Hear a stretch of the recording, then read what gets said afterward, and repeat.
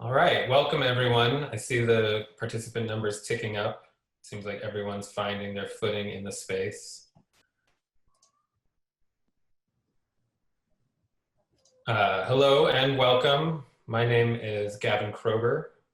I'm the lead organizer for Laboratory for Suburbia, and I want to thank everyone for being here for our inaugural Sprawl Session focused on white suburbias. Or in more granular terms, the questions that we're putting center today are as follows. What are the possibilities and challenges for interventionist art and design practice in predominantly white suburban spaces? What are art and design strategies suited to the particular sites and publics of white suburbias? We have a really amazing group gathered with us today to work through these questions. And when I say work through, I really mean it. We call these events Sprawl Sessions because they are sort of anti-panels. That's to say that we really intend to emphasize discussion rather than authoritative statements, to use this space to open up questions rather than hand down answers. And I think part of our intention with that too is to try to open up this space to all the people in the room, all the people that are joining us for this think tank session. That may be easier said than done. There's a lot of people here in the virtual room. We're up to 75 now, but that's a good problem to have. Our main tool for that will be the chat. A little bit more on that later, but for now, feel free to start dropping comments or questions that you may have in the chat. Our team will be working with that as we go. The intention with these also is to keep presentations short in order to let conversation sprawl out. But some introduction is due, so I'm going to take a few minutes here at the outset to act a little contrary to our intended mode and give some extended comments to get us started. But in order to do that, I think maybe let me set the scene. There we go.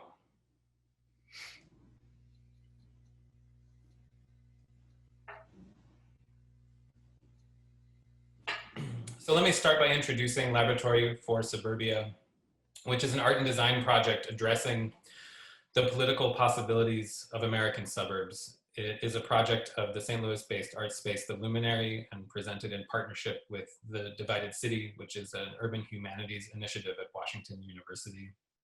We've also been very grateful for the support of PNC Arts Alive, the Crawford Taylor Foundation, and the HKV, that is the Haus der Kultur und der Welt, in our early stages. A little bit about the sort of foundational ideas that animate the larger project. In the last decade, Suburbia has emerged as an urgent site of cultural, political, and spatial contestation. And now, at the conjuncture of a pandemic, racial justice uprisings, and a presidential election, Suburbia has become legible as a defining national geography. The fields of art and design, however, have largely failed to engage this critical space, remaining oriented towards cosmopolitan destination sites and inner city creative placemaking. And it's this gap between that urgency and the orientation of our fields that Laboratory for Suburbia is oriented towards. The larger project is planned to unfold over the course of 2 years, moving from a phase of discussion and public research, which we are inaugurating with this Sprawl Session today, and culminating in 2022. We're currently in the process of exploring different outcomes, including publication, exhibition, and public commissions. So obviously there's more to say here, but I'm just going to sort of stick a bookmark on some of these things. The questions about how Suburbia has achieved this legibility, the reasons for this gap in our fields, the exceptions to that gap, because of course some artists and designers are working in these spaces. But I'd like to just place a bookmark there. As I said before, the attempt is to compress these presentations and leave a lot that we can circle back to and pick up in discussion. But I will add some other things. First, that the Laboratory for Suburbia team approaches these issues through the lens of St. Louis, where we are based. Our primary concern is for suburbia as a kind of ubiquitous national landscape of power, but conceptually, we have one foot firmly planted here in St. Louis. There's more to say about that. We may do a session on St. Louis or on Rust Belt suburbias in future, but perhaps it suffices to say that St. Louis and cities like it serve as an important paradigm for 21st century American suburbia in much the way that Los Angeles or Las Vegas did in the 20th century. These are places where sprawl is proceeding not because of growth, not because of a dynamic economy or dramatic demographic shifts, but despite the lack of these things. Sprawl proceeds here in a context of economic precarity and racial anxiety. But pivoting on that to today's subject, white suburbias, maybe I'll repeat our central question for those that just came in the virtual door. Today we're discussing what are the possibilities and challenges for interventionist art and design practice in predominantly white suburban spaces. What art and design strategies are suited to the particular sites and publics of white suburbias. Now, I'm not going to give a comprehensive introduction to the topic of white suburbias. I think the histories, social forces, and conditions that define them are going to be in play in our dialogue. But I do have a handful of opening notes, in many ways treating our reasons for starting here, for opening Laboratory for Suburbia with white suburbias in particular.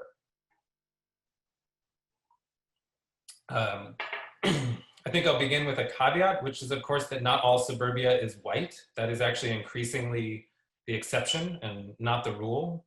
And we don't mistake all of suburbia for white suburbia, no matter how much it gets dog whistled in that way. White suburbias are also not monolithic. Even in the post-war suburban boom, white suburbias broke out across class and ethnicity lines.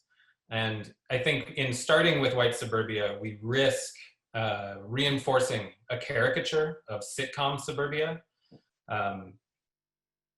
just as much as we might risk centering whiteness in a moment of racial reckoning.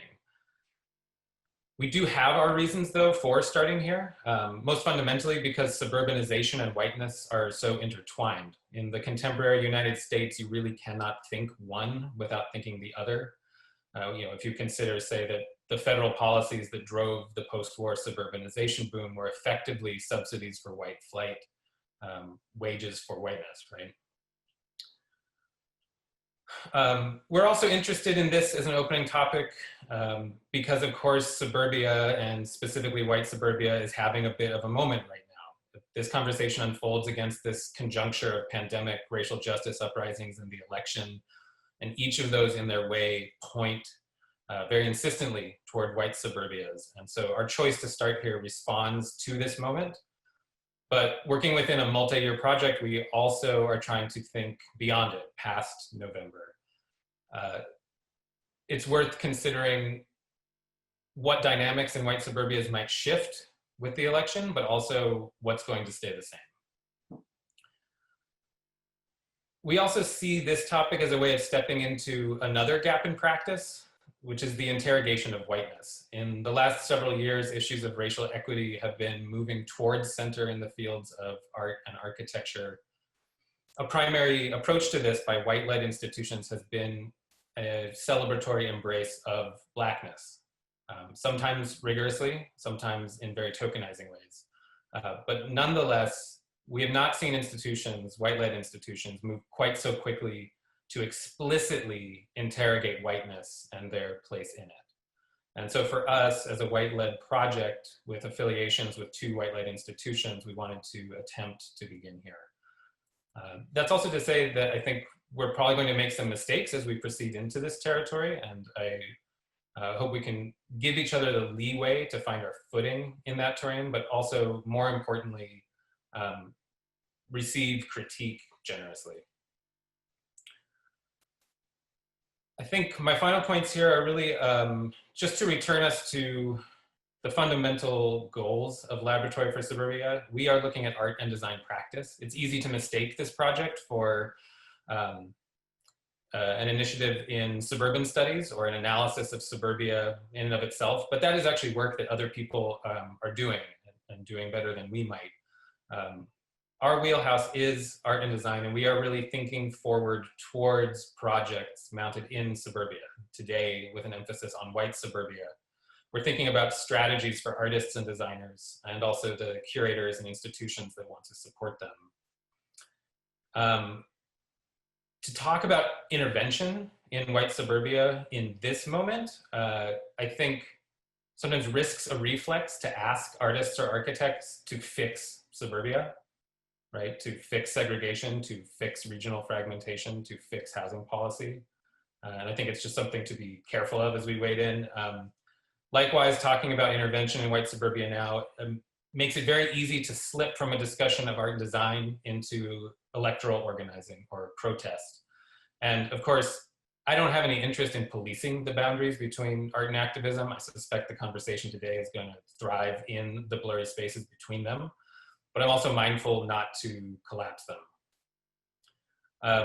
I think the final note I have here is really just, we see this conversation today and the larger initiative as a kind of attempt, an experiment to reverse a flow in our fields. I mentioned before a proclivity in art and architecture when doing site-specific work to focus on prestige cosmopolitan sites or inner city placemaking neighborhoods. And I think we know fairly well at this point what it looks like to go in to those spaces. What we see less often is people going in, or maybe ostensibly going out to suburbia. And there's an irony there because, of course, those sites of possibility in the city, which are fundamentally gaps in the urban fabric marked by new development or disinvestment, those were produced, right, by the flight to the suburbs. And so with this sort of sense of reversing disciplinary flow, I thought I would open with a quote from Stokely Carmichael, the civil rights activist from probably a little over 50 years at this point.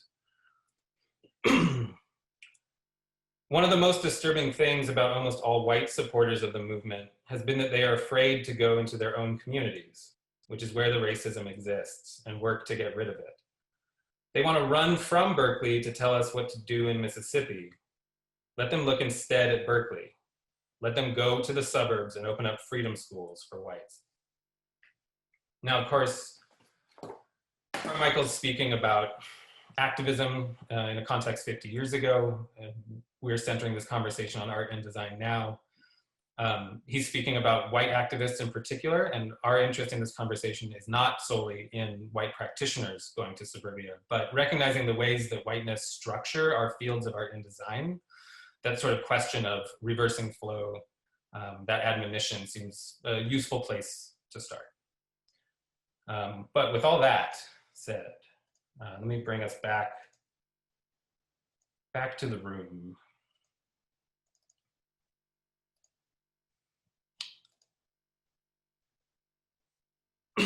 Let me shift us towards conversation and away from preamble.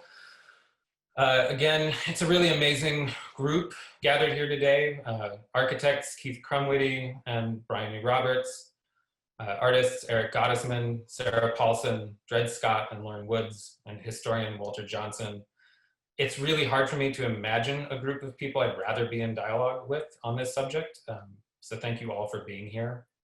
I'm going to forego long bios in this context, but Maeve Elder, curatorial assistant for the project, is going to be dropping a link to an info sheet into the chat. We'll also drop some links to people's websites and other resources that you can click through to learn more about their practices. But to each of the presenters, also feel free to take a second and introduce yourself or frame your practice as you think is appropriate. I will say this. Most people in this conversation are not here because they're white suburbia specialists. Some have done work that very explicitly happens in that space, but really this constellation of participants was selected because of the ways that they triangulate the subject. And that we have a group of people that bring a set of critical frameworks, experience, perspectives, and methods to the table that seem right for a discussion about practice in white suburbias. We'll be speaking in various modes. Some people will give short presentations, some will participate purely as respondents. And again, I also want to recognize the expertise and investment in this conversation, from those of you in the room. And we are going to attempt to make this conversation porous. It's always difficult on this platform, but we will try. So again, please do feel free to drop comments or questions in the chat as we go. Maeve, myself, and our team will try to respond to some things there as the conversation proceeds. And then we'll also make sure to pull some of these things up and out of the chat and into conversation as we get further along. So thank you all for being here. Let us jump in. To start, I've asked each of the presenters to offer a keyword, an issue, a condition, a method, or a concept that might serve artists and architects, seeking to get purchase as they move into these spaces. It also lets us shift from my monologue into a multiplicity of voices and just heap up a lot of ideas to begin with. I will just call out names based on the way you're arranged in the grid on my screen. That'll be our roulette, which means we'll start with Bryony. Hi, it's great to be part of this conversation. Thanks for the invitation. So I'd like to throw out the word specificity. Gavin mentioned site specificity, and I'm interested in a kind of expanded specificity that takes in not only kind of spatial conditions, but really layers of social history. And I think in working in spaces of white suburbia, I find that really focusing on the specificity of a place and its sort of social contradictions can enable me to move past some of the assumptions that I think support the polarization that is so visible on our national stage. So that's the word I'll throw out there. Thanks, Bryony. Sarah, you are up next. The keyword I will be speaking to is whiteness, and making whiteness visible, making the modes of how whiteness operates in suburban communities visible. Thanks. Dread.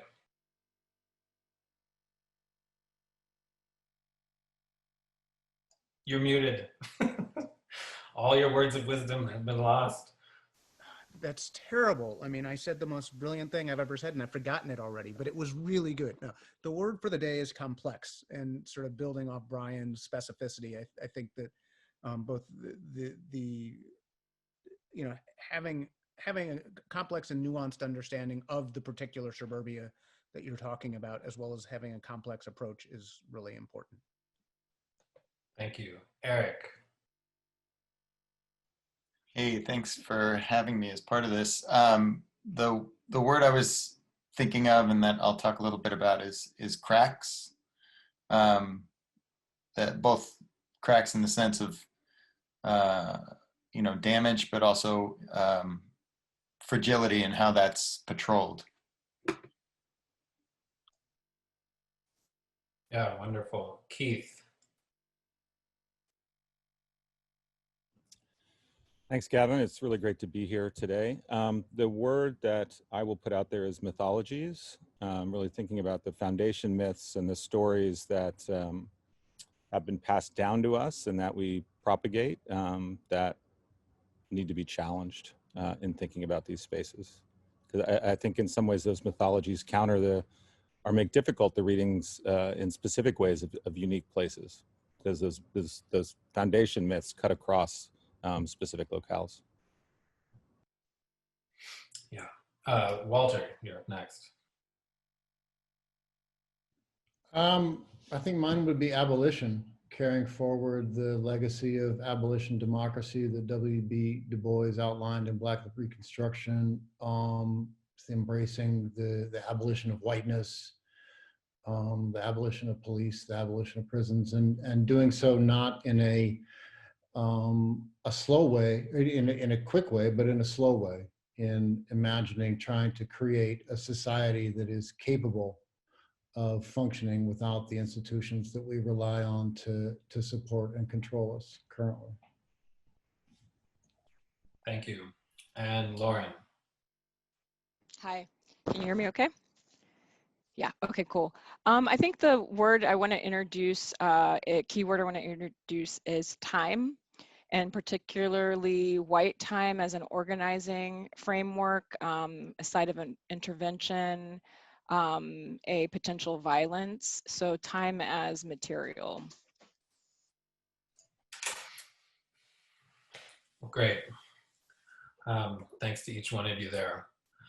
So as a way in, on top of that, I'd like to ask Keith, Eric, and then Sarah to each make a short 5-minute presentation on their work.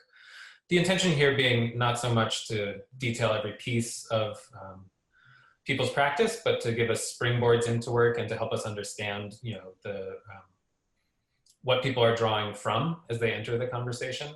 So in this case, all three of you have done work that maps in one way or another explicitly onto white suburbias. And all three of you are also white identifying. And I think that probably will give us a lot of material to begin from. So Keith, if you could go first. Sure, thanks, Gavin. Today, I'm going to present a short selection from this very large book. I'm going to switch to screen sharing now, so we can jump into that. So is that visible to everyone? Yes, okay. So I'm going to present a short selection from Atlas of Another America, published in 2017. It collects over 10 years of research on the suburbs that began when I was teaching down in Texas. Modeled on a historical architectural treatise, as you can see here in the title page, the book reflects upon the mythologies underlying what Trump likes to call, in all caps of course, the suburban lifestyle dream. The book also analyzes the designed artifacts through which that dream is constructed. The centerpiece of the book is called Freedom Land, a fictional utopia presented in a series of over 150 drawings and images. What I'll share now is a short text titled A Discourse Concerning the Designed Establishment of Freedom Land, along with some views of life in the settlement, as a prompt to further reflections on the white settler colonialist schemes and dreams of the founders and their followers as they are made manifest in suburbia.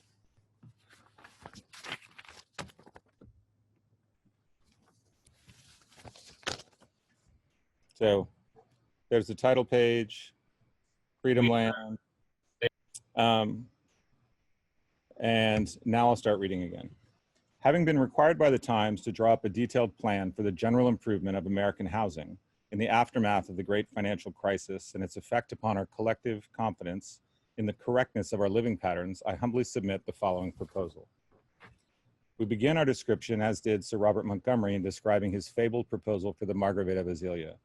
You must suppose a level, dry, and fruitful tract of land in some fine plain or valley.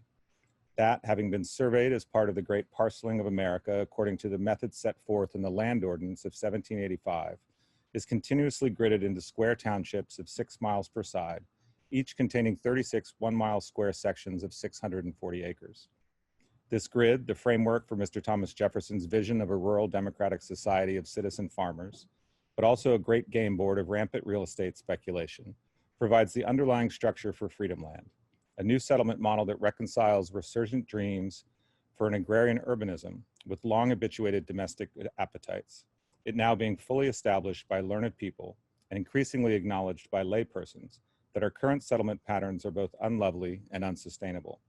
Freedom Land is premised then on the following irrefutable truths: that local farming is good, being that it provides better food and makes better use of our increasingly limited resources than commercial agriculture. That urban living is also good, improving as it does the health, happiness, and prosperity of the people. And that the majority of Americans, the veracity of the above notwithstanding, still aspire to the material and spatial luxuries presented by the detached single-family house, as it is most resplendently found in suburbia. The plan of Freedom Land results from the subdivision of a typical 36 square mile survey township into 4 equal squares, 3 miles to each side. The northwest and southeast quadrants are established as new towns and further subdivided to form 36 square sections of 160 acres. The 2 remaining quadrants are preserved in, or if necessary, restored to their natural state as unencumbered retreats for the pleasure of the townspeople. One survey township divided to form 2 towns and 2 natural preserves is the absolute minimum area necessary to establish Freedom Land. If this plan is aggregated to form a group larger than a single survey township, then a checkerboard layout results in a like manner to that proposed by Mr. Thomas Jefferson, producing at the grand scale an alternating arrangement of town and country. There is no maximum limit to such an aggregation except for any geographical or political obstacles that may arise to thwart the just and proper extension of the settlement by the people. The 4 sections at the center of each town are occupied by a civic core comprised of the infrastructures necessary to the maintenance and preservation of the community. The waste square, an ever-growing manicured pyramid of refuse, rises slowly in section 16. The water square, a circular reservoir, occupies 15. The energy square, a forest of solar panels, powers the town from section 21, and the supply square, anchored by a 10-acre big box store at the center of section 22, provides access to those products and services not produced through the prodigious industry of the townspeople. The 32 remaining sections are quartered by roads to form 4 equal parcels of 40 acres. The 128 individual neighborhood farm estates thus established, each an independent self-governing community, are further subdivided into 4 10-acre squares, of which 3 are dedicated to agricultural pursuits, while the dwellings are located on the 4th. In this manner, fully 3/4 of every town in Freedom Land shall remain open, green, and free of unsightly structures. Each neighborhood estate is comprised of between 8 and 64 houses, with all those within any particular estate being one just like the next, and in this manner ensuring a cohesiveness of identity and a consistency of character such that property values are protected and community values promoted. Whereas architects have proven themselves disinclined, or perhaps just ill-prepared, to deliver designs desired by the majority of the American people, the houses in Freedom Land are built according to designs carefully selected from among the best produced by the country's greatest builders. Designs that have proven to be highly popular with people possessed of the most discriminating taste and therefore certain to attract the finest type of citizen. Depending upon the number of houses and the particular manner in which they are arranged, a neighborhood of houses may take on the character of either a large villa or a small village. Families are thus able to select the estate that most closely matches their spatial, stylistic, and consequently social preferences, thereby affording them a life among like-minded neighbors with a shared sense of duty and purpose. It being well known that people by their nature are equally desirous of the pleasures of novelty as they are needful of the comforts of familiarity, Freedom Land seeks to offer both in due time, taking advantage of the increasingly short lifespan of our houses, and in a manner similar to crop rotation, the entire estate, including the dwellings, which are dismantled and rebuilt, rotates counterclockwise every 20 years, completing a full rotation after 80. This has the positive effect of providing each resident at regular intervals with a new home that is exactly the same as their old home. As each estate rotates, this has the further beneficial consequence of producing an ever-changing prospect of built and open space. Although the debris produced as a result of the dismantling and rebuilding will, in the early years, likely contribute to the rapid growth of the pyramid of waste at the center of each town, it's expected that the spirit of competition naturally occurring in a free society will, as it has in the past, stimulate advances in home building technology that causes the materials and methods employed in the ongoing recreation of Freedom Land to become ever lighter and more efficient. Such advantages will allow each town to more sustainably pursue its cyclical regeneration, signaling to its neighbors its deep commitment to the stability and endurance of our beloved nation. It's hoped that this description, concise though it may be, is sufficient to describe the sublime structure of Freedom Land, its natural and rightful connection to the foundational principles of this great country, and its superiority to our current modes of settlement. Thank you. Thank you. Eric, can I pass it over to you next? Yes, thank you. I'm going to also share my screen. Let's hope this works. Okay, so I am Eric Gottesman. I'm from Nashua, New Hampshire, which is one of the whitest suburbs. New Hampshire was the whitest state when I was a kid growing up. And I'll be eager to talk a little bit more about my own experience in white suburbia, but I'm going to be quick in the presentation to talk about work. My own practice is as a teacher and a photographer and a visual artist interested in using photography and other mediums to shift the inherent power within art making, within image making. This is an image of an installation I did in Ethiopia. Often, you know, in this case, I was working for over a decade within one neighborhood, and we produced images that addressed audiences in suburbs. There's a whole different relationship between suburban and urban spaces in Ethiopia. But often my work is intended to create community-based conversations through transgressing those lines between physical spaces. I'm also one of the co-founders of Four Freedoms with Hank Willis Thomas and Michelle Wu. And we're an artist-led, we were an artist-led super PAC. We are no longer a super PAC, but we have been using the tools and mechanisms of super PACs, including political advertising. This was one of the first advertisements that we did, one of the first billboards that we did in Pearl, Mississippi. And this is obviously the image of John Lewis and others on the Edmund Pettus Bridge in Selma, Alabama, being told to turn back by police officers on Bloody Sunday, March 5th, 1963. And we put Donald Trump's slogan over it, "Make America Great Again." The response was really fascinating because people didn't really know who we were at that point. This was in 2016, right before the 2016 election. They didn't know what Four Freedoms was. There was no information about Four Freedoms. And so people didn't know whether we were a white supremacist group sort of advocating, you know, for the people on the left in this image, or whether we were a kind of liberal agitators coming to stir up racial history in the South. We were threatened by the governor of Mississippi that this would be taken down, and the mayor of the town. And all that became a really interesting exercise in us understanding how the limits of these billboards could, you know, were patrolled. And so we then put up a number of billboards, actually billboards in all 50 states. This is Jamila El Sahili in Lansing, Michigan, the Arabic word for human being, which was seen as potentially ISIS related at the time. This is Lorraine O'Grady outside of Springfield, Massachusetts. Christine Sun Kim in Jefferson City, Missouri. What I wanted to show today, so we've done probably over 200 or 300 billboards at this point with different artists across the country. And I wanted to show just a few images of billboards that have been rejected by billboard companies.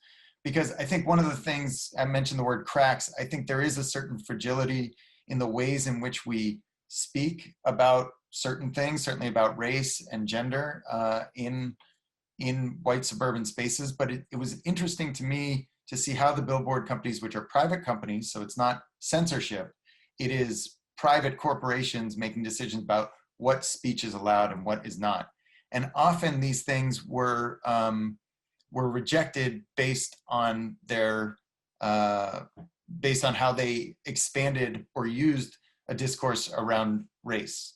Some of them you might understand, I might understand even if I disagree with them. This is Bayate Ross Smith's work with targets on self-portraits of himself. Who is a threat, who is a victim? Okay, too violent. I could see that. This is an interesting one, and this is by my partner, Hank Willis Thomas. This was made in 2015, All Lives Matter. The reason that the billboard company gave us for the rejection was that this is too clearly anti-Trump.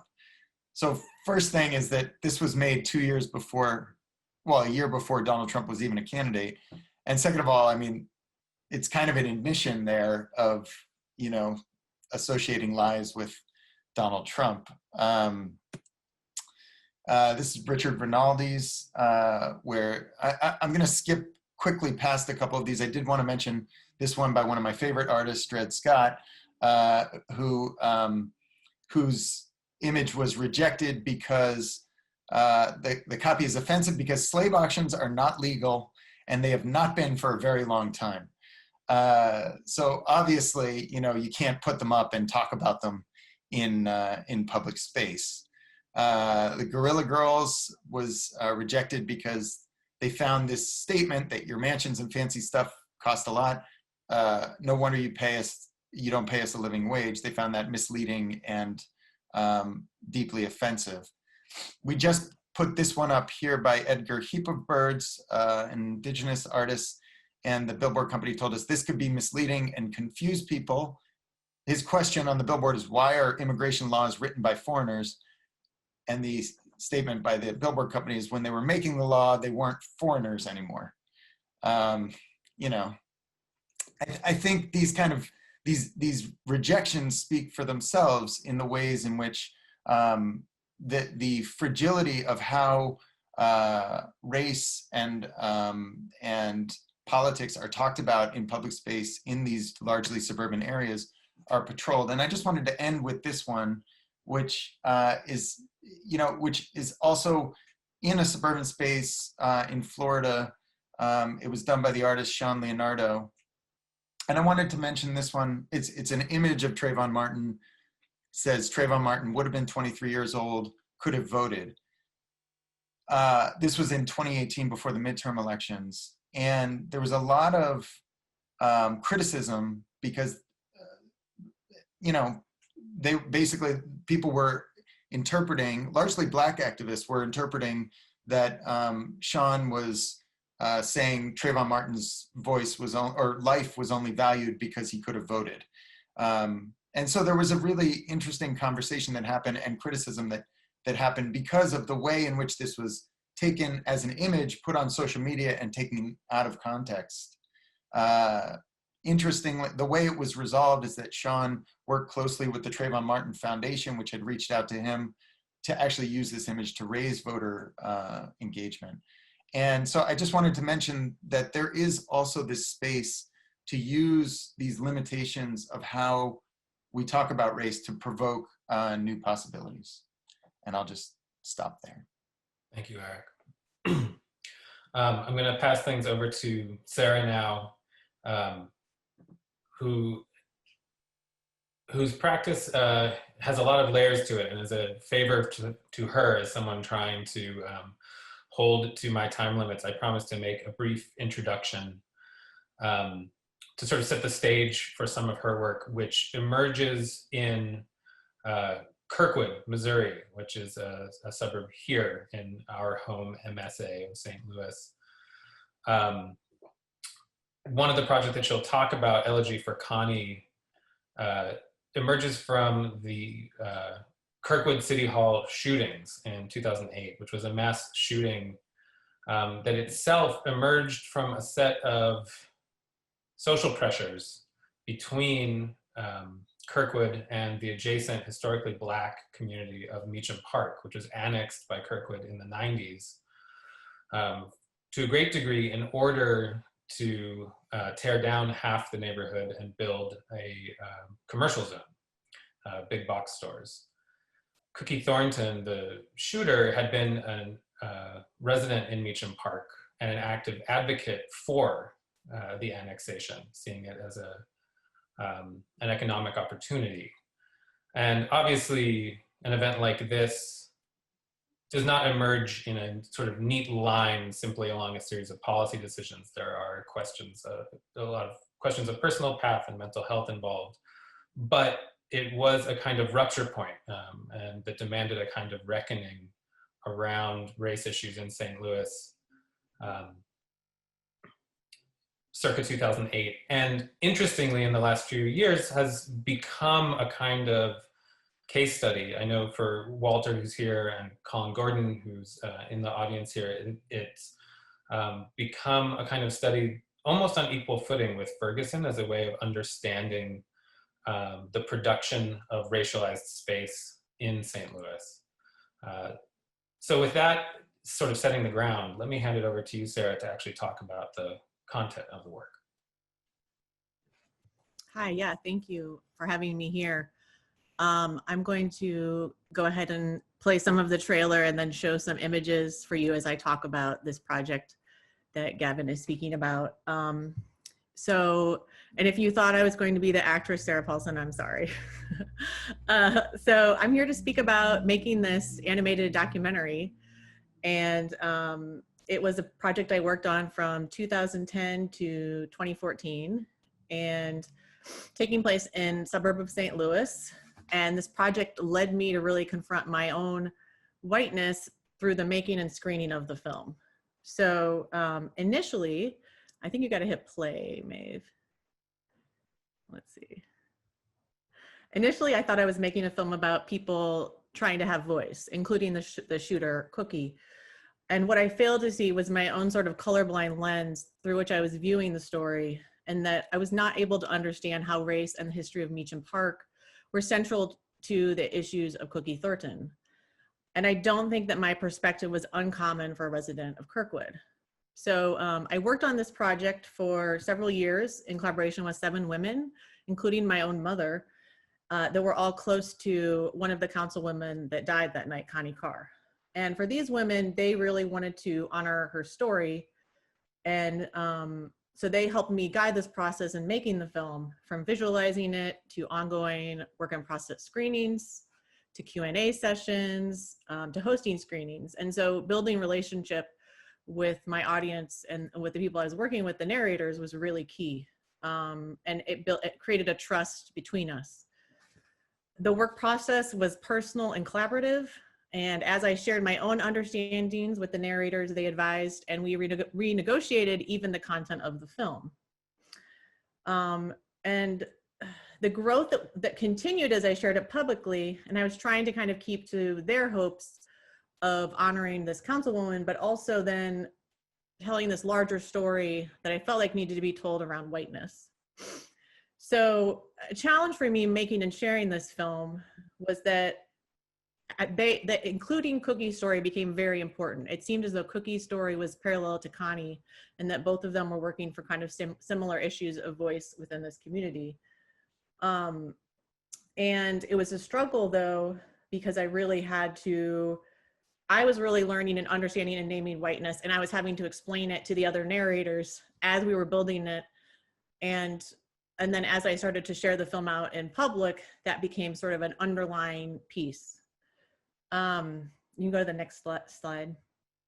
So, and for me, sharing the story of these women activists and the overlap of their experiences in local politics with that of Cookie was a space for me that was uncomfortable, but also had empathy.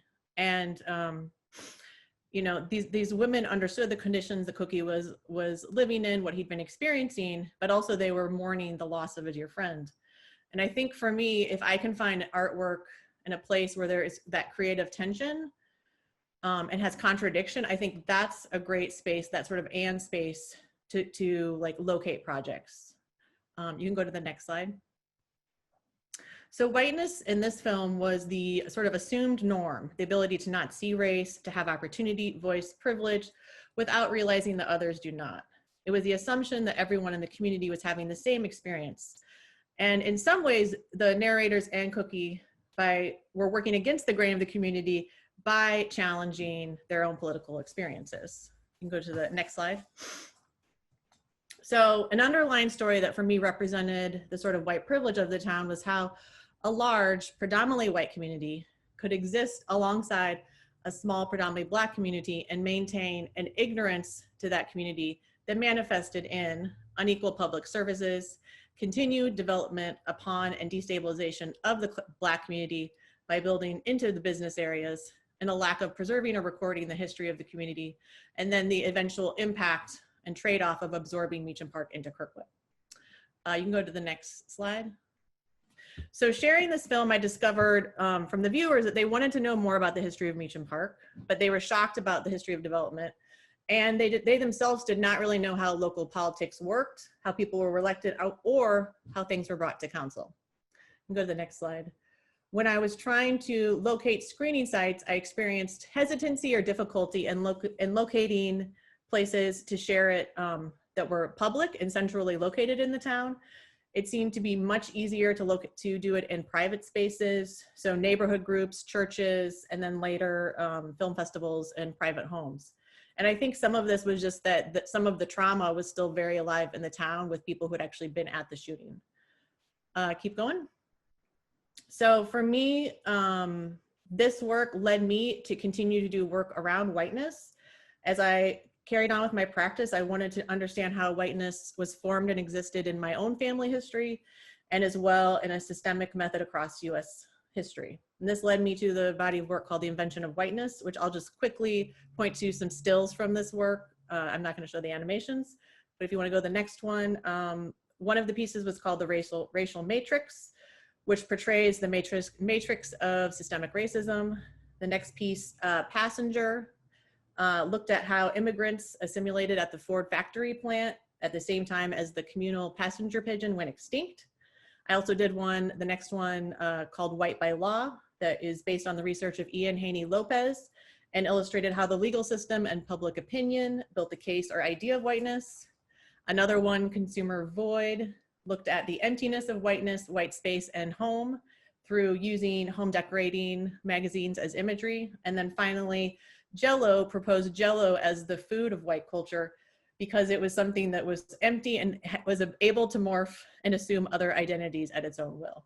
So in closing, I would say that for me, in making this story about the shooting, I inadvertently stepped into the realm of white suburbs and white privilege as a topic.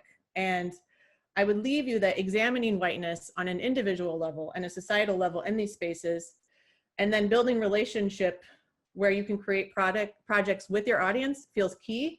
And I think if you have that trust, then you can locate those pressure points of creative tension to bring about dialogue, reflection, and change. So, thank you. Thank you, Sarah. Thank you all. It's a great place to begin. Let me start segueing us into conversational sprawl. Actually, I'd like to pose a question off the bat. I want to also encourage everyone else in the room, please do use that chat if you have questions or comments in response to any of the presentations or any things that come up in dialogue. Drop them there and we'll start to try to weave the wider room into this dialogue. You know, one thing on my mind, thinking about the subject in general, but that I also see at play in several of the projects just presented, is the way that, I mean, this is true of both suburbanization and whiteness, that they are easy to see from the outside and at a distance, but from inside and close up, they often dissolve into the particulars of lived experience and the details of daily life, that it becomes easy to lose the forest for the trees. To actually, for people living, you know, inside of whiteness to be able to see or even articulate it, for people living in a suburb to actually see that as part of like a larger landscape of power and sort of infrastructures and policies that produce that place, and not simply as, you know, your street or your cul-de-sac. Yeah, I think, you know, this is particularly potent in your work, Sarah, the sort of conversation about how the subject of whiteness emerged from the project, almost more in the act of screening it, of bringing it into public, that suddenly like that layer of meaning became palpable. And also, you know, with you, Keith, the interesting thing about the atlas is that it is, whiteness in it is both incredibly conspicuous and unacknowledged, right? That you have these, you're drawing from the architectures of the exurbs, McMansions, you know, crashing those right up against a kind of Western white art history that has been used to consolidate a sort of, you know, national worldview. And so for someone that can read these art historical notes, it's very clear that whiteness is centered in the project, but it's never explicitly enunciated in the book or elsewhere. And I think we all know that whiteness like draws its power in part from these kinds of invisibility, its ability to be invisible even when conspicuous. And so I'd like to open this up to those that just presented, but also to our other panelists and participants, you know, thinking about this issue of visibility. Do projects in suburban white space need to keep wider systems legible while also engaging established narratives of place that obscure those systems? Is that a balancing act that we should be concerned with, or should we actually be shoving one half of that binary to the side? What kind of approach do you think is appropriate to these landscapes?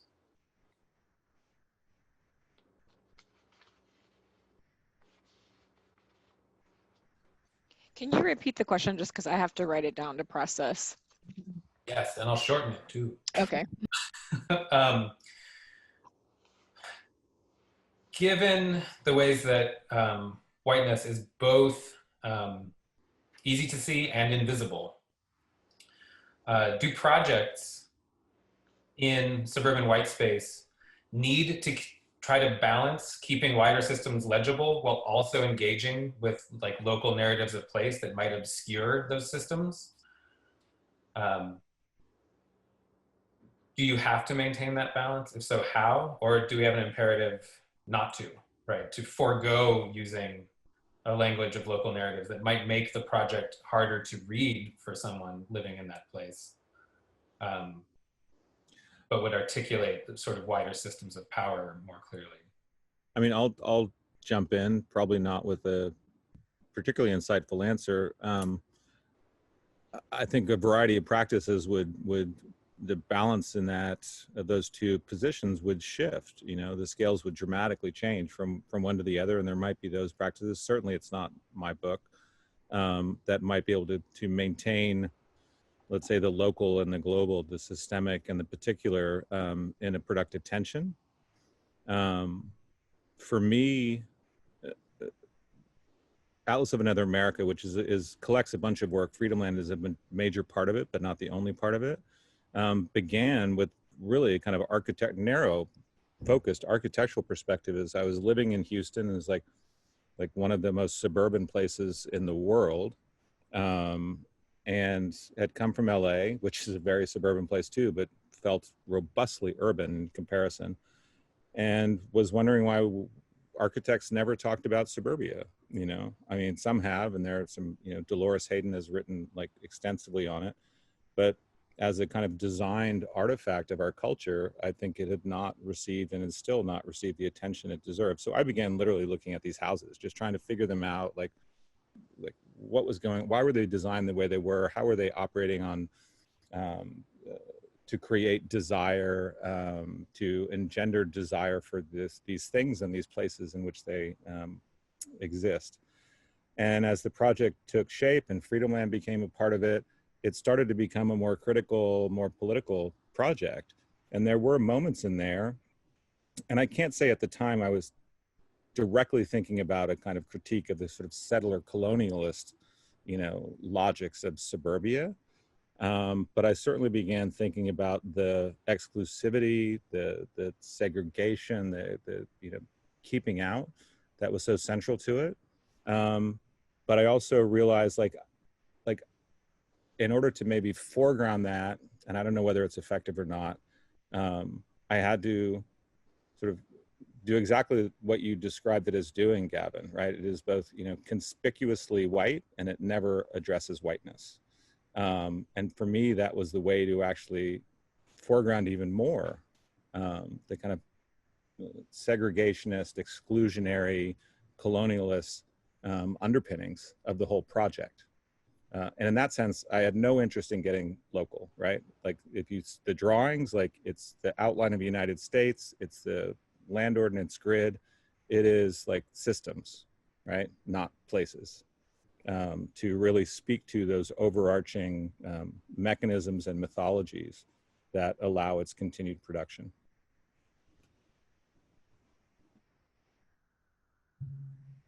I have a slightly different idea.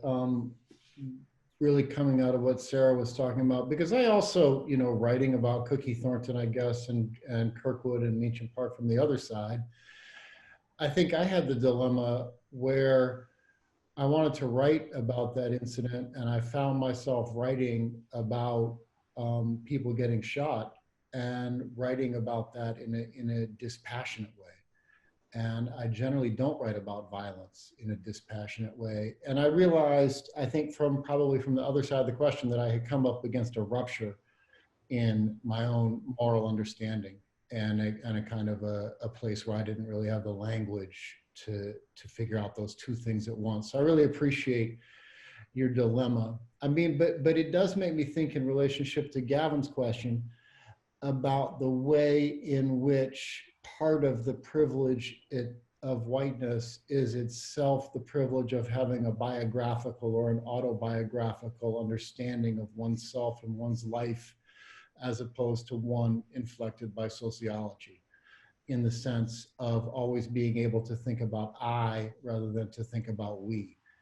And I think it's the things that Keith was just talking about, or it's the ways that suburbs are created politically and materially and economically in the way that George Lipsitz, who I see there, has written about, that perhaps art can start to make visible the way that all of those white people who think of themselves as individuals are in fact sociological products. I just finished with a tiny little, you know, something that happened to me recently. So I've written this book about St. Louis and, you know, blah, blah, blah. I hate urban redevelopment. I'm so angry about everything, Harlan Bartholomew, et cetera, et cetera. And somebody sent me a copy of the urban redevelopment plan for my own hometown, Columbia, Missouri, where, you know, which I had, I guess, fearfully never really investigated the history of, right? And not only does it turn out that Columbia, Missouri, my hometown, had a Harlan Bartholomew tear down urban redevelopment plan, but the chief commissioner of the redevelopment plan was a man called B.D. Simon Jr., who was my next door neighbor growing up. And so, you know, there I think is a way that my own kind of understanding of my biographical autonomy, you know, kind of came down to earth, and I had to re-embed myself in recognizing my own kind of position in these processes.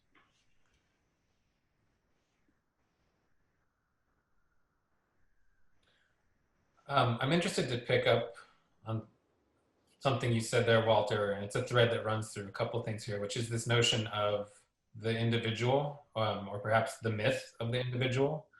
I think certainly for me, it's taken decades of my life to like denaturalize and crawl 1/4 of the way out from under, you know, a sort of sense of self that I had originally, in which whiteness was totally naturalized, right? And I think that that is a privilege in particular of white people, to understand yourself as an individual and not a category, because you're not continually being explicitly policed as a category.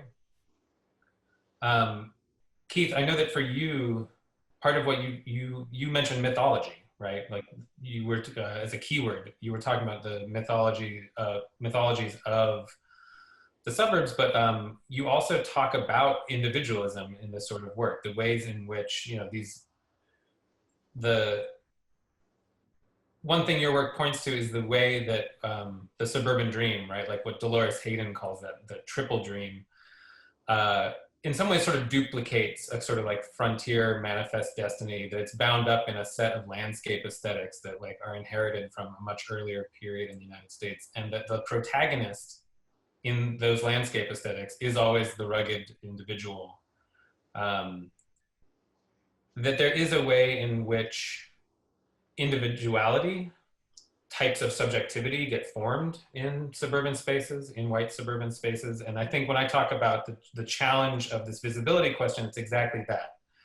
How do projects need to speak to people in a language of place that they already know, and in which case it probably does not challenge that sense of self?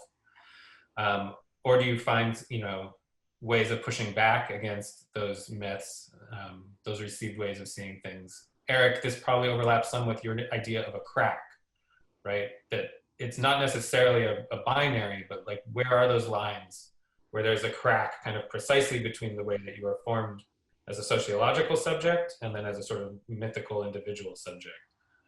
And I wonder, I wonder if we can play that out a little bit more about, like, you know, what kind of starting points we see for a project to emerge in those kind of cracks. Yeah, I think that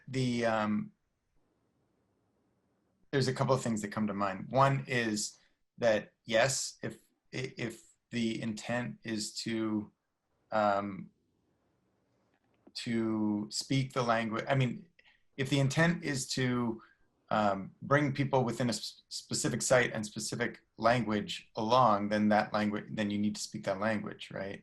But the kind of complexity that Dred was starting to refer to, I feel like there's also, and this is where inserting artist voices into public space is an interesting tactic for me, because artists are often presenting a different kind of language, a more nuanced way of talking about things. So it may look like certain language, but then there's something subverting it underneath that. And so, and I think that's why I was interested in showing the billboard responses, because it's like the artists are trying to subvert things, speak in a certain language that looks like the language in which people in that place might speak.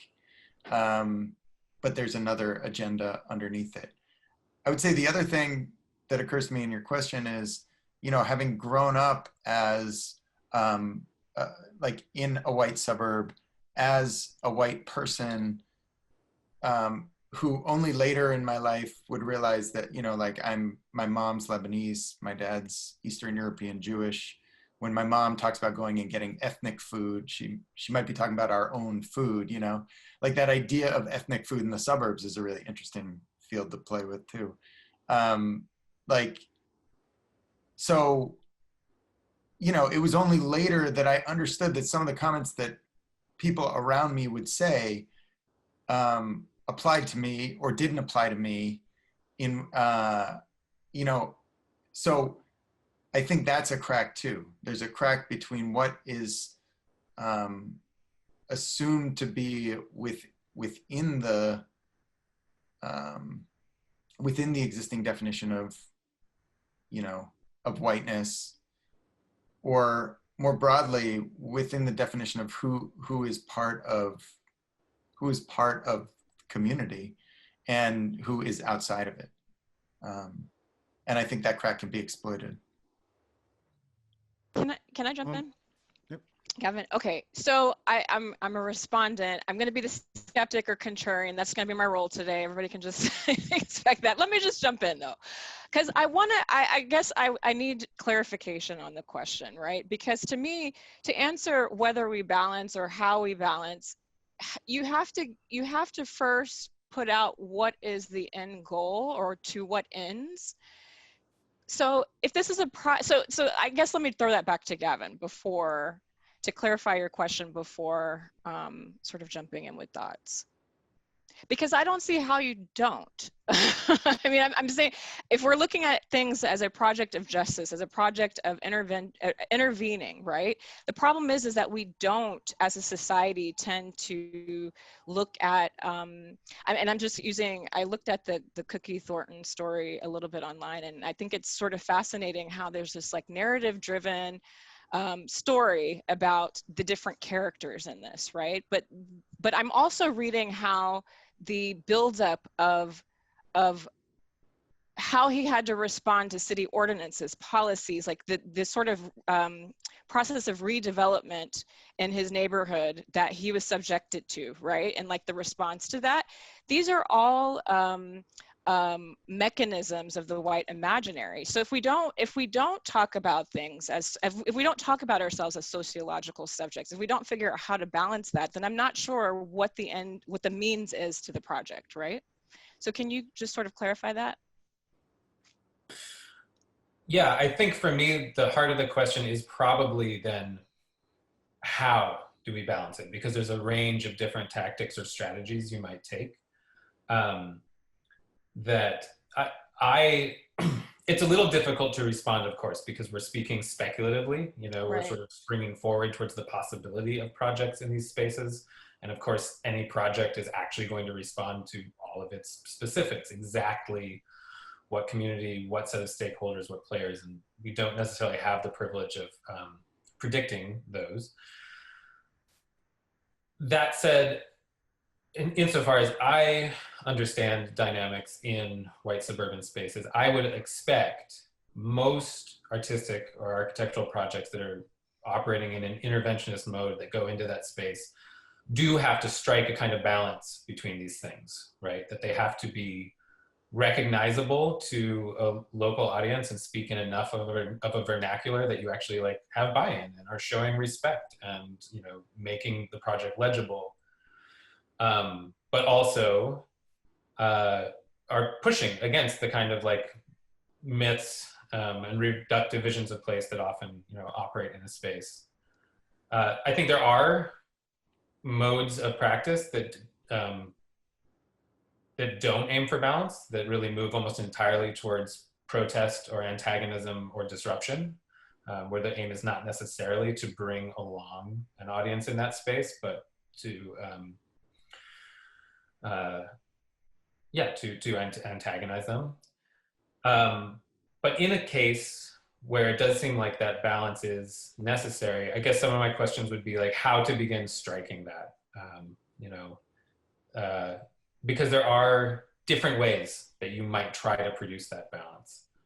And I wonder, in the context of white suburbias, I mean, it's a risk of generalizing around these places, but there are patterns in terms of the types of narratives that hold sway in a place. Are there places that we see that would be strong places to begin striking that kind of balance? Does that help? Yeah, it helps. I mean, I would say, I mean, I think that because the imaginary is pervasive, you get to talking about all of those things through the specifics, through the like locality, right? Like the more local, the more specific that you can get, you actually see how pervasive these systems are, how we're all affected, how we you know, unintentionally reproduce these systems, right? So I guess I'm trying not to talk abstractly, but I did read this story in, what is this, the St. Louis Magazine, as Sarah was presenting on the Kirkwood shootings, because my family's from St. Louis, but I didn't know this story because I don't live there. So it's sort of fascinating how the narrative is going, right? And these specific details, we could sort of zoom out from the picture and look at this as Black man has like lost it, he's triggered, he goes and shoots up white people, end of story, right? Which is sort of the larger frame. But if you really look at the specifics of this story, you can see, without it being pointed to, right, as someone on the outside of it, if we start not to take our systems as neutral, right, they come from a specific frame, they come from a particular racial imaginary, right, then we start to really see how these granular details are actually reinforcing or reifying these things, right? So I think that specific detail of like, oh, he parked his construction equipment and then got $20,000 worth of tickets and then city ordinances and then having to negotiate with City Hall. All of these things, I think, are systems from the white imaginary that we tend to normalize. And so we can't really start to look at that unless we get very specific, until we get into the local specifics of it. Does that make sense? Absolutely, and I see Sarah's hand raised. Oh, Dred's too. Can I say then, Dred, maybe you can jump in, and then we'll turn to Sarah, who can get quite specific about this. Okay. Well, I mean, I think a couple things. I mean, of necessity, we are talking somewhat abstractly and theoretically about what intervention could happen, but I think part of the thing is there is too much deference to the well-being of white people and the assumptions of white people in all of this. And I mean, I think that, you know,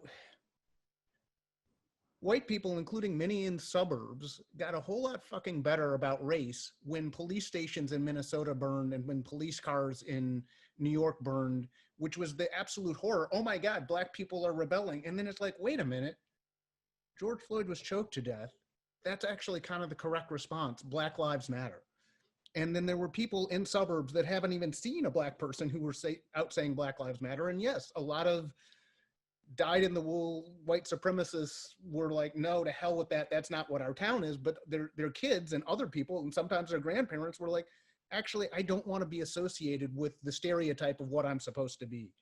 And I think that this thing of having to accept the mythology of the white suburbans and everything that they assume being in America, and not being willing to offend some of that, is actually a real problem. And so I look at some of the billboards that Eric and For Freedoms put out. I mean, the Arabic word for human being, that actually plays to a lot of the fears of Americans generally, but white people in particular, like, oh my God, ISIS is here, when it's actually just a word and a language they didn't understand, that is of a people that they were associated with their country bombing. And so, I think that the interventions, if you are always trying to walk on eggshells and make sure you speak in the language that they understand, as opposed to, no, this is a racist, white supremacist society that's founded on exploitation and oppression. And we're going to talk about that, including sometimes in your backyard, and you're welcome into the conversation, but not on your terms necessarily. And I mean, I think, in the 60s, there were, the Freedom Riders, they didn't actually ask for permission in these, throughout the racist parts of the South. Look, excuse me, do you mind if we integrate buses? It's like, no, we're going to do it. The reaction was, okay, we're going to try and kill you for doing that. But then there was more justice came forward. And I think with the kind of art that's needed, I mean, if you've got this society that is, this is a horror show for millions and millions of people. And if you actually plant your feet with those people and say, we're going to talk about that and we're not going to tolerate that, and then welcome the people in the suburbs to be part of the conversation, but on the basis of actually standing with what's just, then you've got a better chance of actually changing some of those people. But I think you really have to have the courage of your convictions, including being able to sort of overturn the apple cart and which is not to say go in and be a dick. I mean, I think you actually have to. I mean, when I get to talking about sort of my project, there was a lot of outreach and community outreach and organizing we did, but so you don't want to just be like a jerk, but you can't actually accept the terms that are spontaneously set in America. Otherwise, you're never going to get to any place good.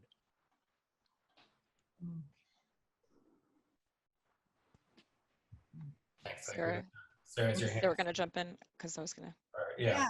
Wow. Well, I guess I'm connecting with, so many pieces, like the idea of like locating the crack, and the idea of, not being afraid to locate tension, and then definitely like that, like the racial imaginary of whiteness and making that system visible. Like, here in St. Louis, like we are going up like some crazy codes. Like it's very important where you went to high school, or it's very important if you are an insider or outsider in this town. And it's very important kind of where you grew up, your zip code. So we have these like little sub pieces that I feel like play into how you build relationship as well. So it's like, for me, in some ways, if I want to like enter in and change that, I also have to be able to see that and speak to that. So that's a place where it like the relationship feels important, but then I think also, having that awareness of this like larger system is absolutely key to even making it visible to who my audience is. So that's what I want to say. Well, and I want to go back to the question again, which is, okay, what does that balance look like, right? Are we talking about not naming whiteness? Like I had an entire project shut down because the funders did not want me to say white in it, right? Is the balance not naming, right? Like what does a balance even look like? I mean, I guess that's what I'm getting confused on, right? And I understand what you're trying to set up in terms of an overtly sort of like protest-oriented activist antagonist, like in challenging outright versus sort of doing more of a dance, right? With, but even that dance is dangerous, right? When you start to negotiate things away to try to appease or to come in sort of subvertive, like to come in like from the side. I don't know if that always works, just from my experience. I feel like what I heard in the question was almost like an issue of sort of medium or mode of practice. So I think, you know, in terms of tackling both the systemic and the specific at the same time, it seems to demand like an interest in a sort of educational project, right? Kind of increasing awareness of what the bigger systems are, and then some kind of attention to the specific, you know, material, people, space, whatever that you're working in. And I think, you know, one of the challenges of architectural practice, for example, is that the kind of direct messaging can be hard to achieve unless it has this sort of academic or like written or didactic component to it. Like our medium is often a little more abstract, and I kind of feel the same way about social practice projects. So the kinds of like sometimes I'll create a public space project and like collaborate with community groups on what can happen there, and I think that the goal is often to sort of create an alternate reality, even for, you know, a minute or like a temporary period of time. And even just bringing together particular groups to work together and to speak to each other is itself, you know, a new condition in that space. And so I feel like the tools of both architectural design and sort of social practice to me can sometimes struggle to be as specific and educational about these kind of systemic issues, and almost have to use things like, you know, contrast, collision, like the way that, for example, Keith is using collage to sort of put together things that are, you know, exaggerating, right, our expectations for what we see in suburbia. So I just wanted to kind of pose that question maybe of like medium or mode of practice and how particular tools might struggle maybe to reach this same kind of integration of the systemic and the specific, even if that's the intention. Can I say something really quick, Gavin? Yeah, go ahead, Keith. I do think it's really, like, going back to your point about the rugged individualist myth, and there's this sort of mythology of the moral virtue that resides within the family. All these things are critical to the production of the suburb, right? The material facts on the ground are products of this kind of shared mythology about, you know, the kind of manifest destiny, right? And this kind of the individual above all, that is absolutely resides in whiteness. It precludes, I think, conversations about other ways suburbs might be made, right? The suburb itself masks all these policies and subsidies that are absolutely mutually shared, right? Tax subsidies, oil subsidies, everything else. Like individual houses just are a kind of sign of an ideal state of being free and independent in nature, when in fact, below the ground, they're wildly interconnected. And so I think the systemic work is critical to expose that kind of systemic connectedness that the politicians on the right, and frankly, many politicians that ostensibly would see themselves on the left, refuse to actually speak to. We see it in healthcare. There's so much that precludes an ability to see a collective, right, in the face of all these manifestations of individual will and destiny. So, you know, that's why I said I don't think, you know, every project needs to try to balance. I think equally projects like Sarah that get into a very specific story, and that story speaks to so many of these things that are consequences of systemic issues, are equally important. And just maybe to amplify Bryony's statement, architecture and art, I think, operate, when we get actually on the ground, they operate in so fundamentally different ways. Like you cannot help but operate locally as an architect when you're actually developing a project. And that's where the a sort of knowledge and understanding of the codes and the ability to get buy-in, for lack of a better word, are critical in a way that, like the billboards, the amazing billboards that Four Freedoms put up, you know, the only, let's say, gatekeeper is the billboard company, right? So I think when we get close to different modes of practice and media, the questions become distinct.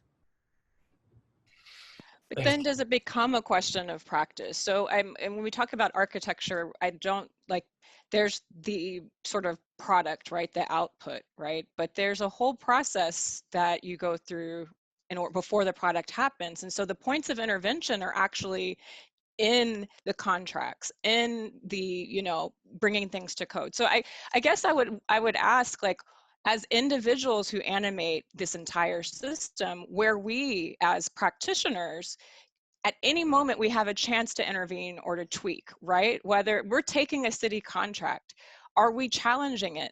Are we challenging that? Like in taking that, are there ways to challenge within that can like shift the system differently, right? So that's a very different project than like just the end project as the thing. Does that make sense?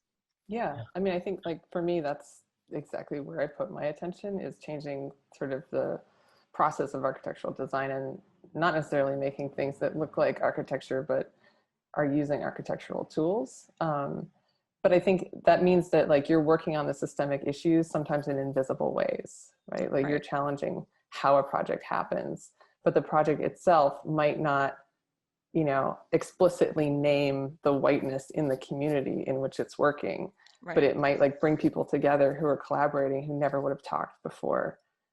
So that's what I mean about, like, I think the mediums pose really different tools for working at these different scales at the same time. I think this makes a good segue, actually, Bryony, to pull you and Dred in.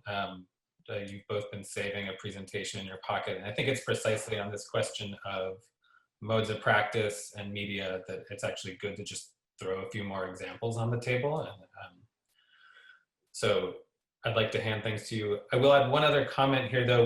One thing I see happening in the conversation is very productively, it's moving towards a kind of anticipation of pitfalls, right? To your question, like to your note, Lauren, about what exactly is the form of balance? What exactly are we allowed to say or not? Or Dred, your comment on the tendency when dealing with community engagement for that to slip into deference, right?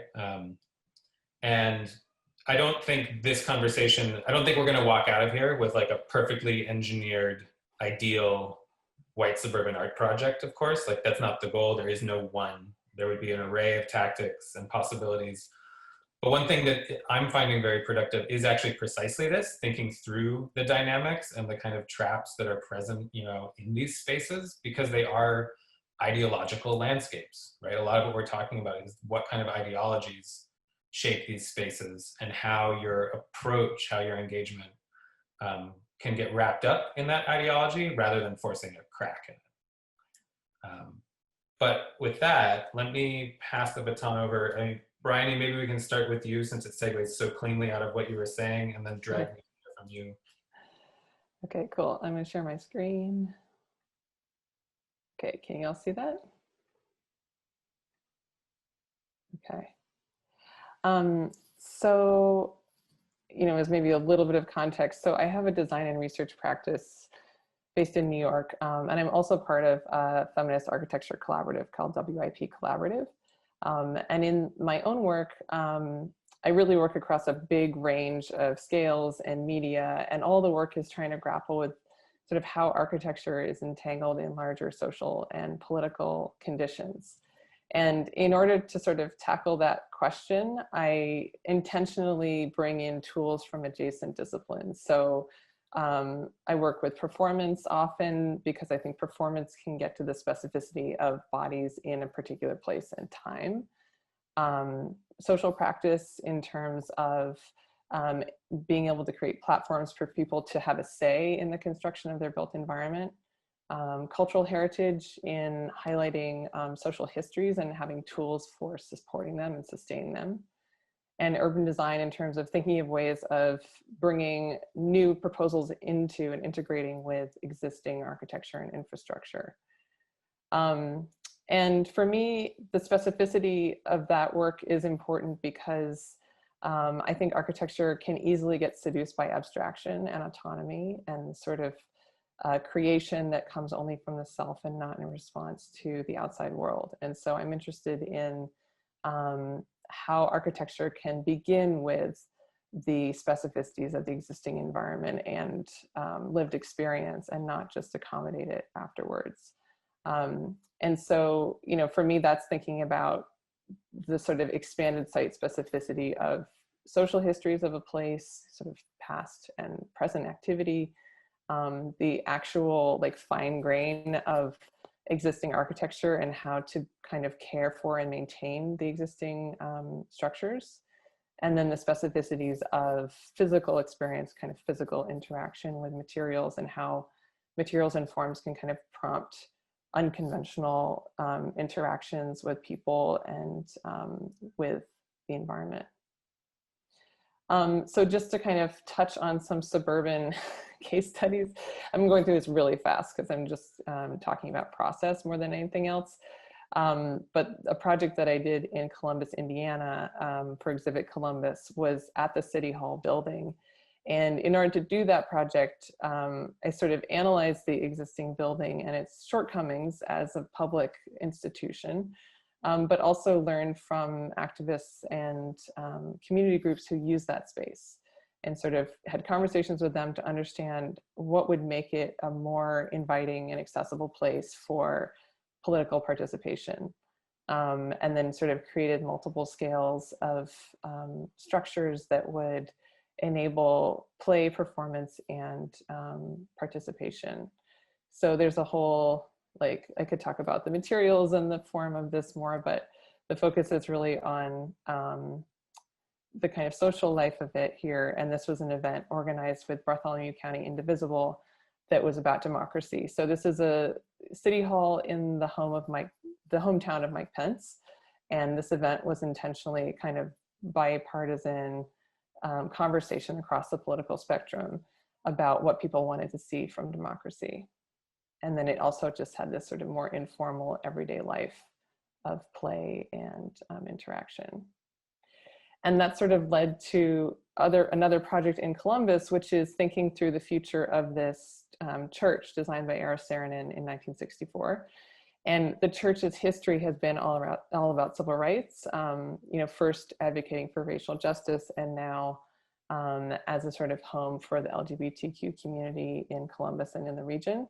And as a preservation project, it's really a social issue more than anything else.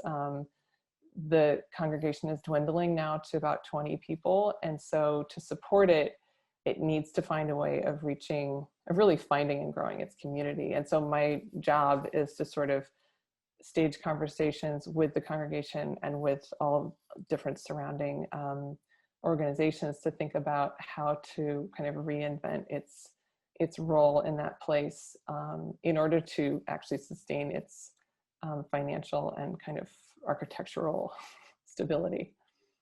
So that's combining a whole range of methods, you know, from like demographic analysis to interviews to historical research to programming, et cetera, to think about how to keep this place going.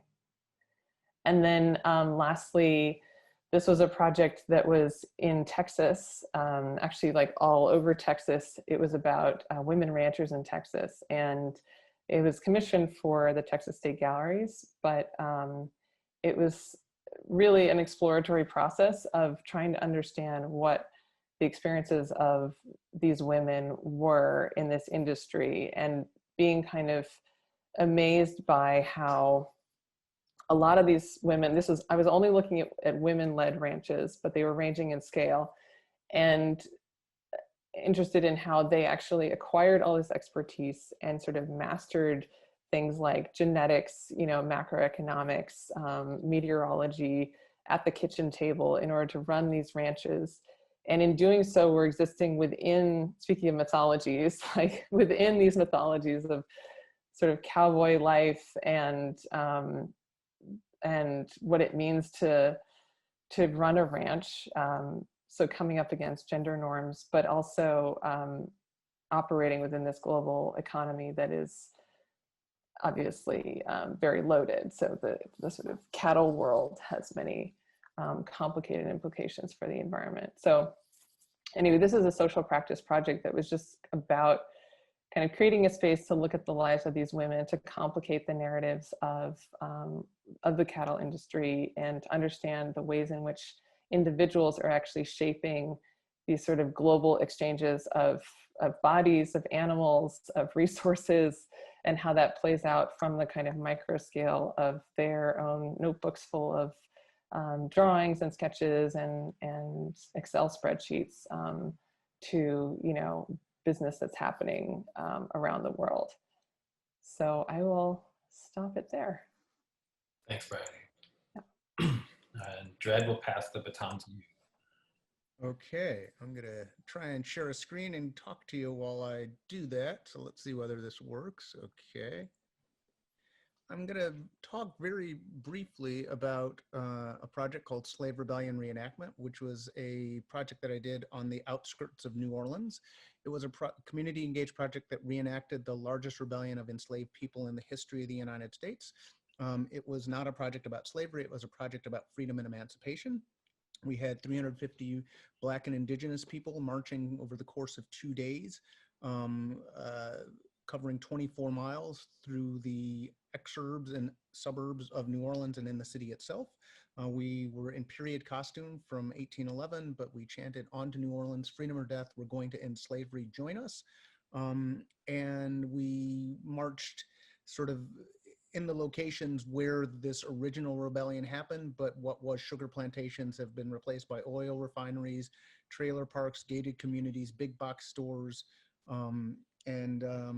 Yeah, so that clash of past and present was an important part of the project. So I'm just going to go through a couple images, show a brief video of it, and then I'll talk with you a little bit about place and suburb as we do that. But I just want to give a background of what the project is. So we marched from La Place, which is about 40 miles, 35 miles upriver from New Orleans, down to Kenner, which is where the airport is, if you've been there. And we marched along River Road, which meanders along the Mississippi River, and then we got on buses and went into the city itself. And this is a brief video so you can see a little bit what it looks like. On to New Orleans!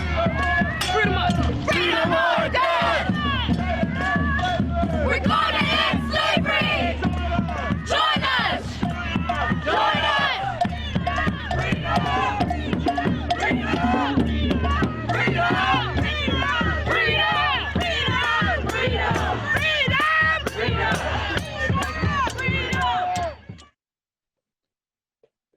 And so we marched, this is this town of Norco, which is actually next to the oil refinery.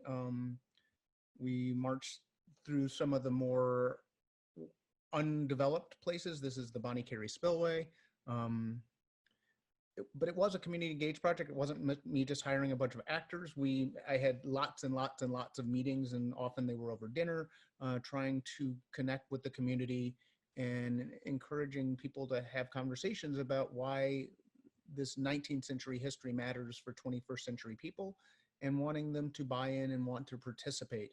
And so I met with students. This is the Black Student Union of Tulane University, which is a predominantly white school, and it's in the city itself.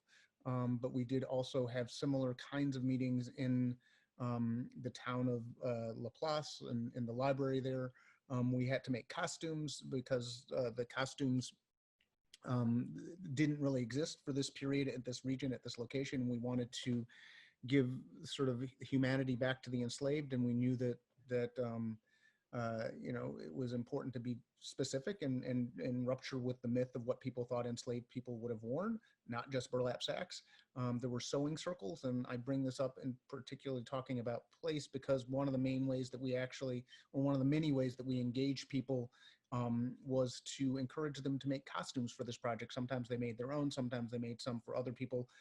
Those who, for whatever reason, perhaps because they were old or they didn't want to or they were white, they would make costumes. So the project was open to people of all races, ethnicities, genders, physical abilities, but not everybody went on the 2-day reenactment, but people did help make costumes.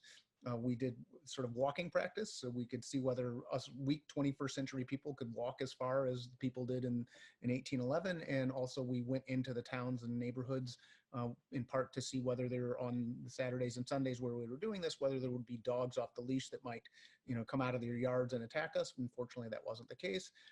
There was lots more conversations that we had with each other as we were sitting and eating and thinking about where to go next. And I just want to give a brief intro into how people thought about the project. These are conversations that I was having with people about whether they might choose to participate in this project and some of what they thought about it. Recruiting others into it. Why would you know, a 21st century guy, want to go walk 26 miles in some French colonial clothing? Because this crazy guy named Dred Scott asked me to do it. The idea of people coming together to pool their energy in that way, I feel like we really need that. This is the closest that I'll ever be able to come to experiencing what my ancestors experienced. I'm surrounded by comfort. So what happens if I eliminate all that and just the only connection that I have is with the people and the purpose? It's important for this generation to know that you're not the descendants of slaves, you're descendants of people that were enslaved, and you're at your current position because of the resistance. To know that your ancestors fought is enough to build up a sense of dignity for a child. So like if people do know about this history, I think it'll spark rebellion in people today. People are reevaluating the position of Black people in American society in a way that they haven't for about 40 years. And it's not just for Black people. This is a question of people who wish to be free from this oppressive society. Well, I think just in white supremacist culture, there's this idea of disconnecting like myself from the people that came before me that I'm related to. I have to own that narrative. I have to be honest with that, how that's influenced me, what's that granted. I don't think it's a reenactment. I think this is learning about the material, social, spiritual costs, but also the practice of insurrection. And so this is a project that moved from the spaces that you've seen a little bit of the background of where they were to CNN. This is an interview that I had with Christiane Amanpour. And so my work exists both in specific places like the outskirts of New Orleans, but also it speaks to a broader national and international audience, including in museum spaces, but also through TV interviews. And I'm going to stop the screen sharing here. And so I didn't show a lot of the images of some of the preparatory work and the backgrounds of where these places were. And, you know, the regions that we walk through, the towns are hella segregated. I mean, it's not like sort of Laplace is segregated from New Sarpy. It's more that within Laplace, there's white Laplace and black Laplace. And in some of these cases, given the particular geographic history, this whole region, I mean, they were slave plantations. They were and cropping sugar, and because of how the architecture needed to enable that to happen, had modern architecture plopped down literally on top of it. The neighborhoods that are defined along the lines of how these plantations were set up historically. And one of the implications is, so the river is where the front of the towns are, but then going back away from the river, there are so the towns basically are skinny towns that move away from the river. And so one section of town might be 2 blocks wide by 10 blocks long, and that will be all white. And the other section will be 2 blocks wide and 10 blocks long that will be all black. Or you might have it where it's, you know, the place that's closest to the river is wealthy, and the place that's literally across the train tracks that runs through the town is all black and poor. And this, I mean, the suburbs vary between, you know, upper middle class to pretty poor.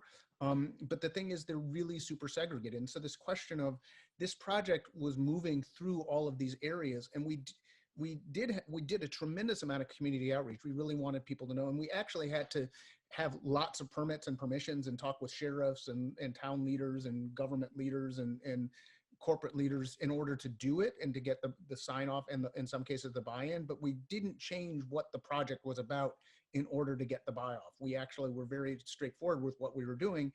And some white people didn't like it, but we didn't say, oh, wait, we have to address your concerns. And what are the concerns? Which frankly is like, oh my God, you're bringing an army of black people through my town. And it's like, well, yeah, we are, deal with it.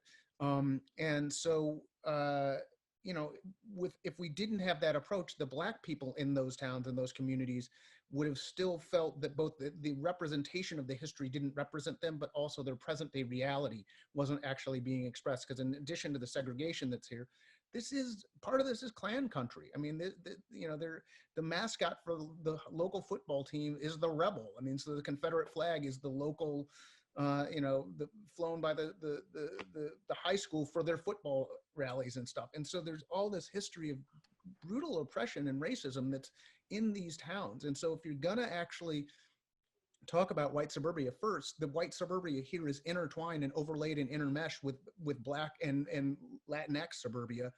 But then the history also is a history of racism and discrimination and inequality.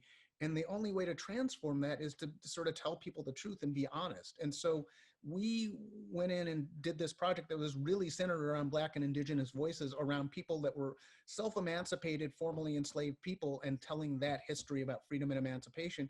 And then people had to relate to that. And largely people were excited and enthusiastic. Yes, there were a couple people who really didn't like it, but overwhelmingly it was really well received by people of all ethnicities and races, but it was explicitly not accepting the terms of what white suburbia is supposed to be. We just said, no, we're doing this project. Here's the space. Here's what it is. And we found the people to support it. So I will stop there. That's great. Thank you.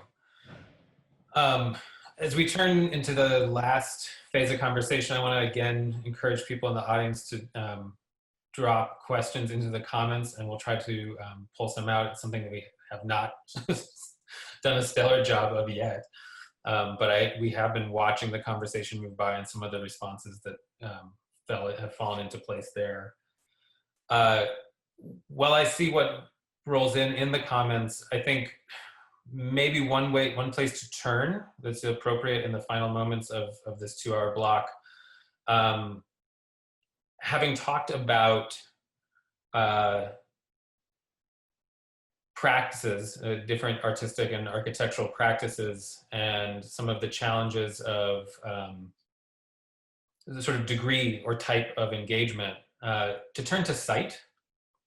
There's one fundamental question actually hovering over this conversation, which is that if the interest is in an intervention in whiteness, does white suburbia actually make sense as a place to do that? Or is white suburbia simply a place where these issues are legible, but it is not necessarily a place where they are actionable?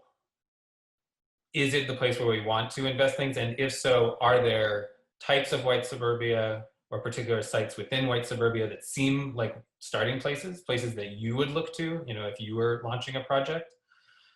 Or should we consider the alternate, that perhaps while white suburbias express a number of issues very clearly, that perhaps actually there are more affordances for critical voices in other spaces, say perhaps the white spaces that art often operates in, like museums and galleries? Or should we be thinking site in a more complicated way that's not so much about a geographically bounded location, but actually if whiteness is the site, does that lead us to the sources of policy? Does it lead us towards infrastructures that produce these spaces? I wonder if people have thoughts about how best to think site in this context. Walter, go ahead. I have a little idea about that, and I think connected to some of the things that Dred was saying, and I think shaped by the fact that the last book that I reread was Fanon's Wretched of the Earth. And one of the things that Fanon talks about in The Wretched of the Earth is the fact that violence is actually that thing which will allow the colonized, the colonizer, i.e. the white, to get beyond being white by identifying in the moment of crisis with the colonized. And I feel like that's in some sense what Dred is talking about as a practice, which is a practice that is one of uncomfortable confrontation in a way, but that allows people to transcend their own space-situated identities and reimagine themselves in an actually significant situation. And so it seems to me that that really does suggest that the place to intervene in whiteness is at the heart of whiteness, and I think that probably is the suburbs. And I think it probably, I would have to argue that it's the suburbs in St. Louis. So, that seems to me, and, I did want to come back a little bit to some of the things that several people, Lauren in particular, were saying, because I think there is a way that the particular economic and legal mechanisms that define and support white suburban life, Keith was also talking about these things, in the United States are both particular and sublime, right? They're particular, they particularize and create spaces, but there are also things that we just don't understand. Municipal finance, zoning, right? And then the different layers. I mean, I like the way that Keith was talking about, a suburban front yard is actually a cover-up. It's a cover-up of all kinds of different legally and economically and historically, colonially, violently, ultimately, settler colonially created spaces. And that it seems to me like there's a kind of an unearthing that needs to happen. And that, again, that's something that would have to, would presumably be best done right in the very places it was likely to cause those confrontations that are going to allow people then to transcend their historically stipulated position and to cross over, I think it is really important to do the work in spaces of suburbia, because I think that, just in my experience, I've noticed the giant sort of gulf and divide, right, between coastal spaces and non-coastal spaces in terms of perceptions on either side, and been sort of saddened to find when I meet people who I want to work with in any of these towns where I've been, that they sort of assume that there will be so much like judgment and rejection coming from me as an outsider to interact with them. And I think that is not surprising considering the culture wars that we're a part of, which I feel like are so completely connected to the political situation that we're in right now. Like, I don't think Trump would be president if there weren't such deep sort of divisions and skepticism coming from these geographic divides. And so I think it's incredibly important to show up and do the work in spaces. And but I do think it takes this attention to this question of language and communication and medium to find ways of meeting people where they are, and it's much easier for me to talk about systemic issues with a kind of academic audience or a audience that's in big cities, but that's sort of preaching to the choir. And so I think that gets to this question that you asked at the beginning, Gavin, about like, how do you kind of address the systemic when you're immersing yourself in a community that's not necessarily thinking about it that way? And I don't have a good answer for that, but I do think it takes some cleverness. I'm going to read a couple things that have cropped up in the comments on the heels of this. First, from Jenny Price. I think a critical point here is that the segregated spaces, environments, and communities in these urban suburban areas create each other. So why not intervene in all sites? Don't you have to?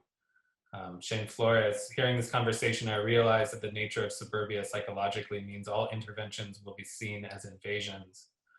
what kind of artistic interventions can maximize the effectiveness of playing with that in-group thinking a lot about how Dredd spoke about suburbia bleeding into exurbia, how some of what's interesting about suburbia as it is now is how it's absorbed smaller, once distinct communities, sundown towns, subsumed them into the suburban board. What is fruitful in those collisions between subtle flavors of whiteness. Michael Allen also, all of these questions are sort of pointing towards a sprawl, right? This kind of ecology of places and their interrelation. Michael Allen asks, is not all of the urban US today a vast suburbia by certain measures? If not, do we know the urban and the suburban through tangible or intangible differences? And so I think there is this kind of interesting, I can see this sort of mood opening up in the chat towards a kind of sprawl and spread of thinking these places always in an ecology. And I think our intention here is to address white suburbia as one piece of that. I wanted to, oh, sorry, go ahead, Laura. No, well, I was just going to say, I think it also, when we say white suburbia, I think we should think about it as not white people, right? So I grew up in white suburbia. I have right? Like I have that sort of conditioning at 10 years old when we moved there. So just to sort of speak to that, I think that there is something fruitful about identifying white suburbia, even if it is populated by non-white people. We're talking about like the structure, the imaginary that structures existence, right? That's all I wanted to throw in. Yeah, you know, go ahead. I think refining a lot of these things will be really exciting to see how you guys do with this program as it unfolds, because you know what Lauren was saying before about refining what is the intent, what is the, you know, what are we agreeing on as a valid or a just project within the context of what we're talking about, or is it even justice that we're actually aiming at, right? If that is the context, then it does seem to me that a lot of the answers to, you know, should it be this or that, is it depends. Yes, it can be, you know, in the case of Bryony's project, accommodating the legibility of dialogue seems to be an important piece, whereas in Dredd's project, it seems to be dialogue defined within a narrower, you know, white people don't need to necessarily be, and in fact shouldn't be kowtowed to, because it, you know, that would actually move away from the strategy of the project. So I mean, what I see is like a need to really refine what we're talking about as an end goal, and then develop a set or catalog or something, a set of strategies and tactics that can actually achieve these things. But there will be, I would imagine, a multiplicity of strategies and tactics, including what Walter referred to, which is like artists and architects digging deeper into policy and, you know, the intricacies of policy or of politics, you know, of leadership. Eric, thank you. I'm just going to acknowledge the time on the clock here and recognize that certainly some of our participants and probably some of our audience have other obligations to move on to. In the spirit of sprawl, I'm going to stay here, and those that want to keep sprawling are welcome to, but those that need to move on to other corners of their lives can. That, I think, in terms of an end of official discussion, that's a great last point, simply to acknowledge the sort of diversity of tactics, if you will, that are being heaped on the table, all of which might provide focus points for further conversation as we move forward.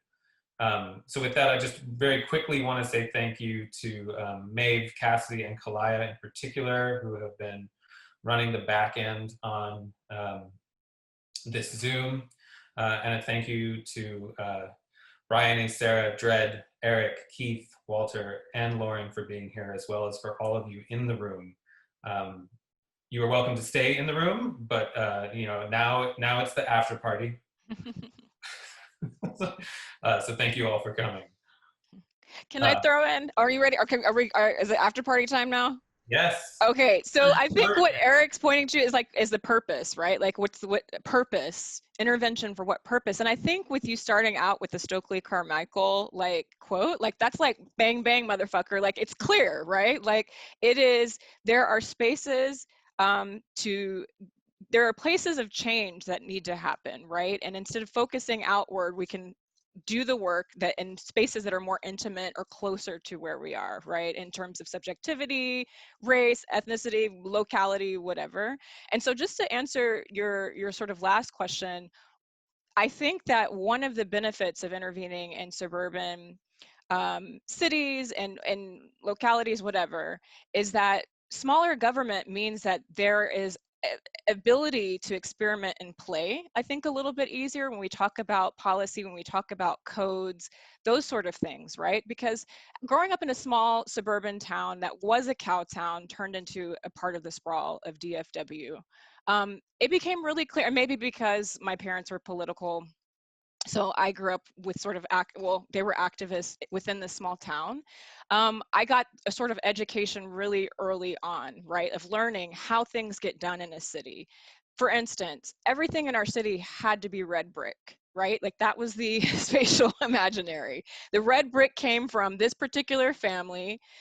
This particular family was very wealthy. And so as a kid, I began to like be able to trace like the people I went to school with, right? Like how their families built up legacies of wealth, like how our design is, like how the aesthetic of this town was like voted on, like all of these things, right? But it also meant that that small town, why my parents were such a problem in that town, right, is because there was a lot of space for intervention if you spoke up, if you pushed, if you did that sort of thing. So just to throw out, these are really generative spaces, right? Even Dallas is not a suburb, but it's considered a suburb of New York, right? Like, so even like thinking about like, you know, the flyover states, a lot of work that I've been able to get done in this territory is because there's like weird loopholes in these like other cities that don't have entrenched systems that would make it easier for me to work in some cases, right? But maybe more difficult to get things done that are outside of sort of, you know, outside of the realm of what's been planned for, what's permissible. I want to also point to a couple, I mean, thinking about suburbs, I think it's important to talk about class and to be specific, because there are, I mean, there's the suburbs of the historic or mythical Levittown, which are created by sort of more GI Bill kind of suburb. And then there's the suburbs of very wealthy white people that are, say, taking out their guns when black people walk by their, you know, protesting Black Lives Matter. And I you know, technically they live inside city limits.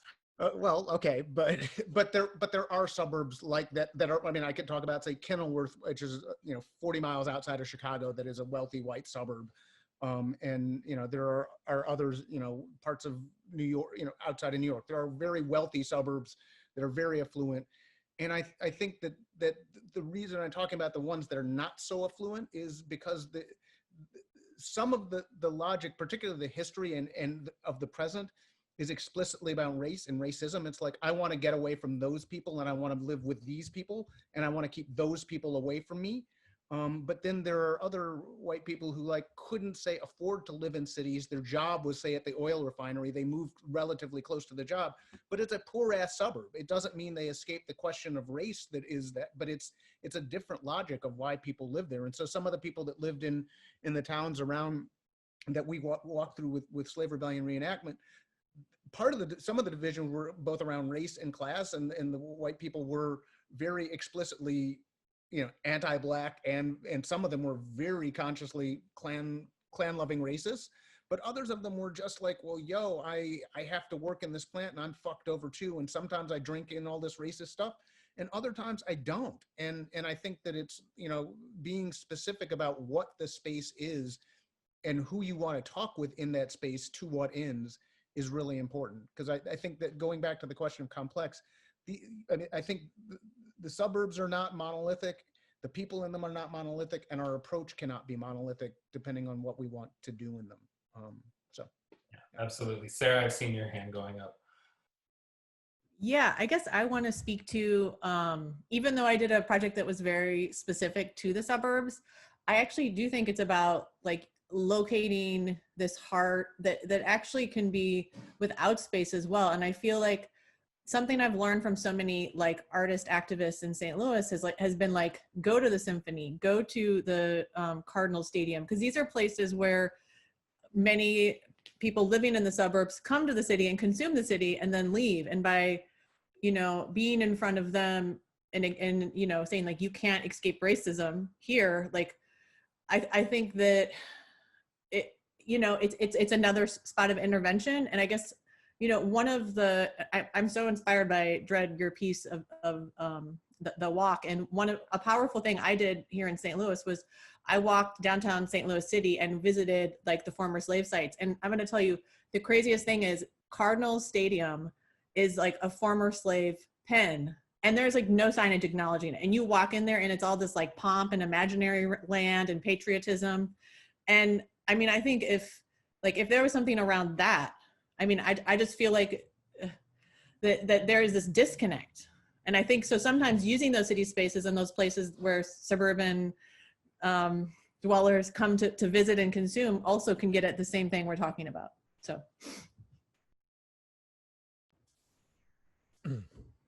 Go ahead, Keith. It's the after party now. You can jump in anytime. Jump in, but I need a drink. It's time for drinks where all of you are, most of you are. It's true. Yeah, it is now early happy hour in St. Louis. But I want to pick up on something that Lauren said about the kind of pervasiveness of the white imaginary. And I think there's critical distinctions to make between the suburban imaginary, let's say, which is a white imaginary, and suburban places, and the distinct places that you're talking about, Dred, the way class plays into that, distinct from the demographics of any specific communities. There was a comment, I think, by Patty in the chat about the sort of logics that drive suburbia, kind of a growth, private progress, private development logic, are core suburban logics. And in that way, and someone else I think said something like this in the chat as well, like we could see everywhere as suburbia, right? Everywhere, like, you know, I lived in New York for a long time, you know, Brooklyn, worked in Manhattan. Like the suburban mindset was plastered all over New York City, right? It's certainly plastered all over San Francisco where I am now.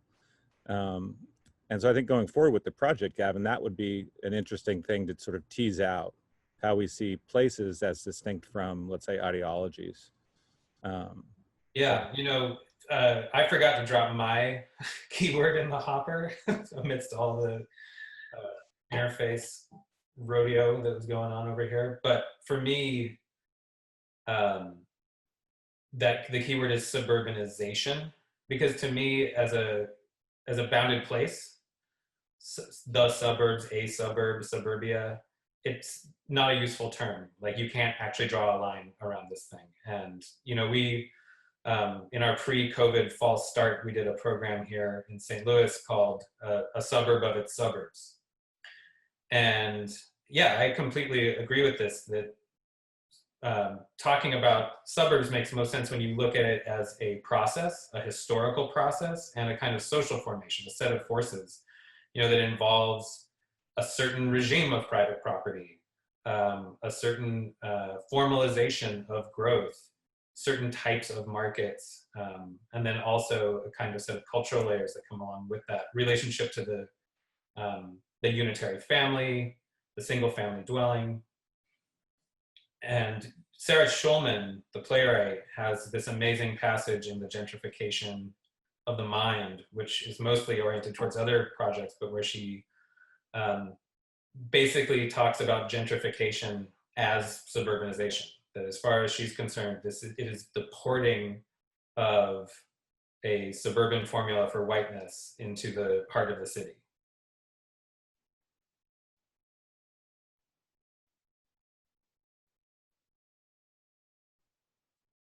Since this is the after party, do you all mind if I jump in, since I'm a party crasher anyway, and share an observation?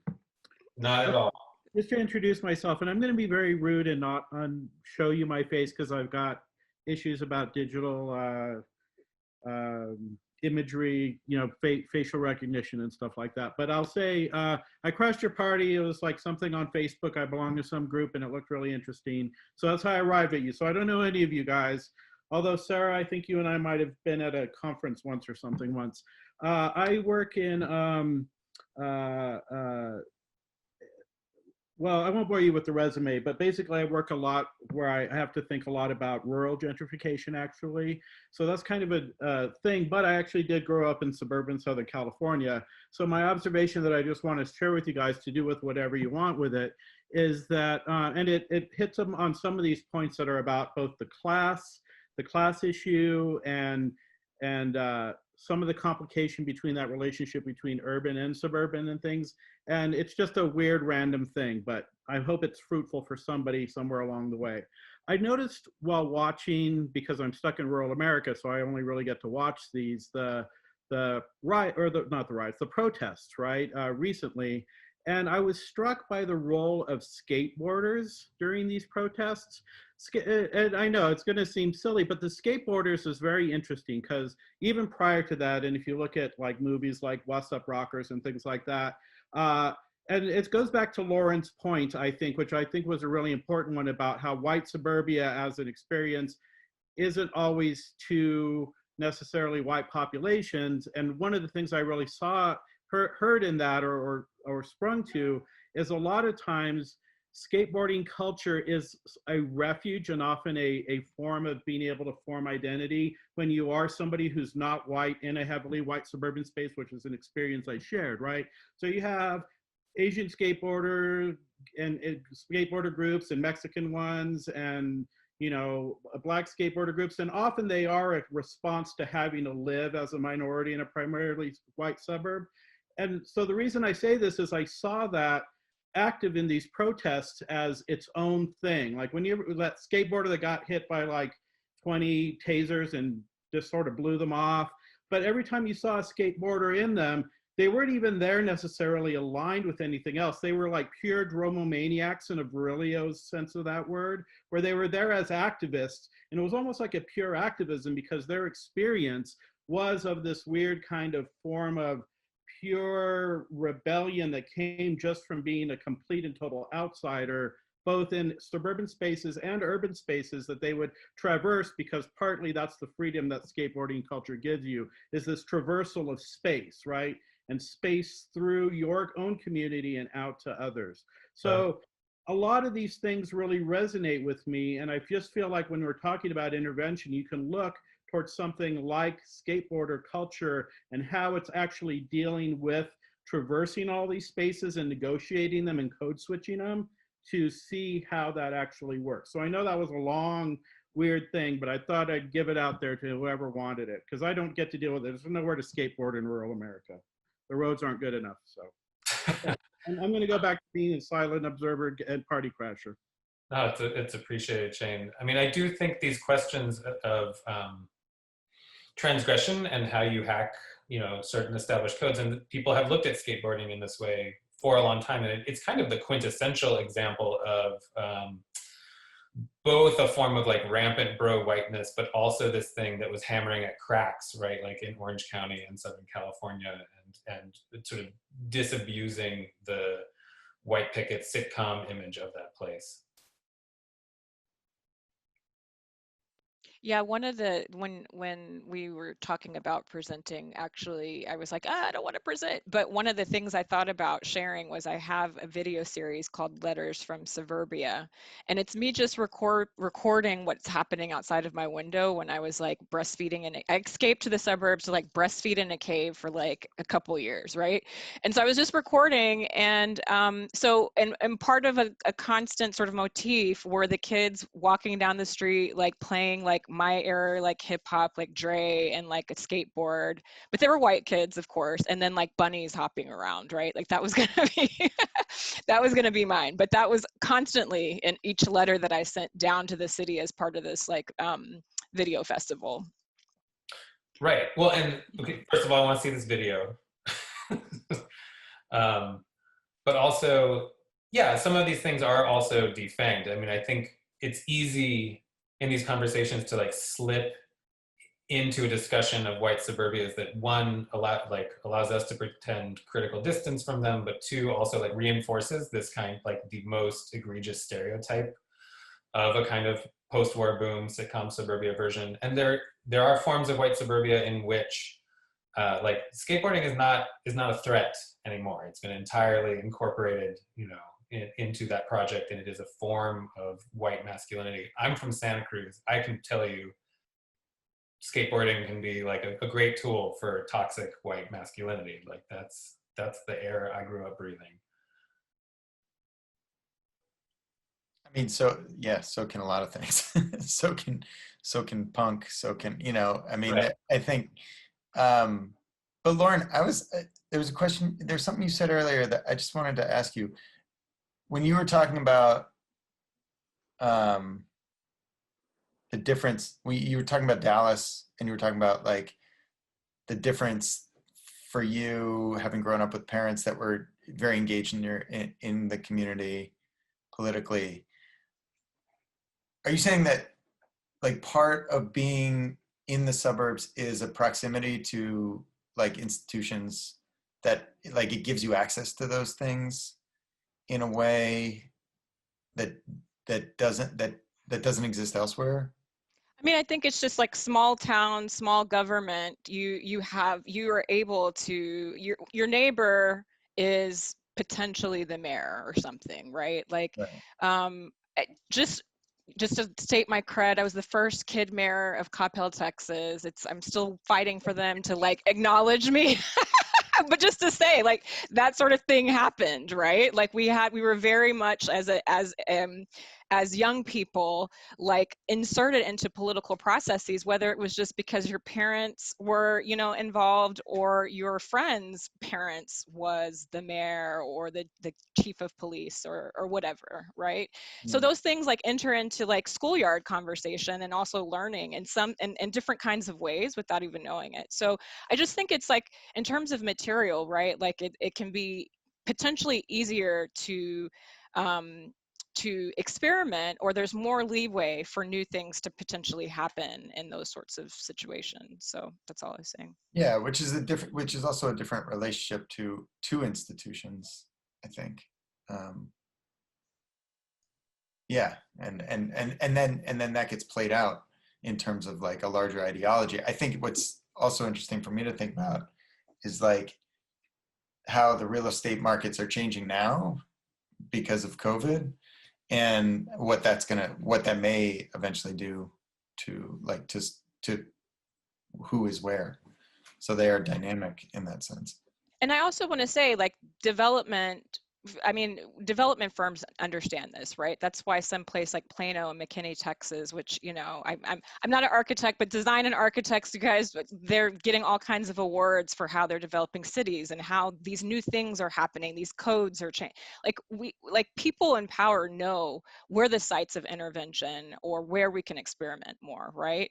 But they're experimenting for different ends.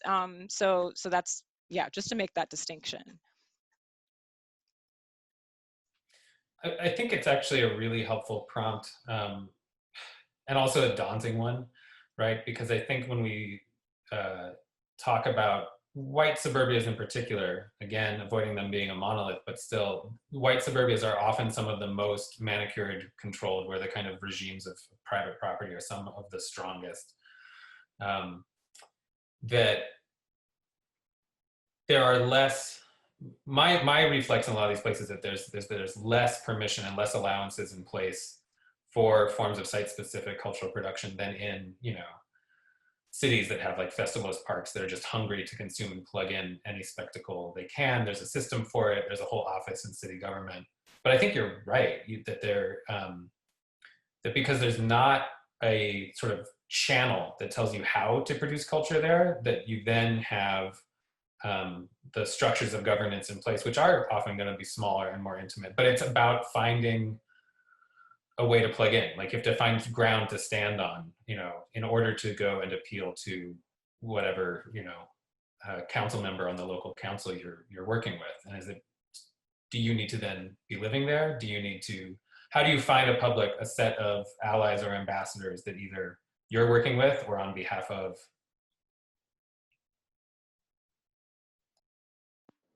Is that a question? I Or just think amusing? it's to say it's a strategy for finding sight that your question has led me to. And it is a question, but I'm not seeking for you to have it answered. It's more a question that you would have to answer in the field, right? Mm-hmm. I think there's certainly, I don't know if you guys have a mapping project as part of this, Gavin, but there's a couple of things I've thought of over the course of the conversation, and thank you everyone, this has been so fantastic.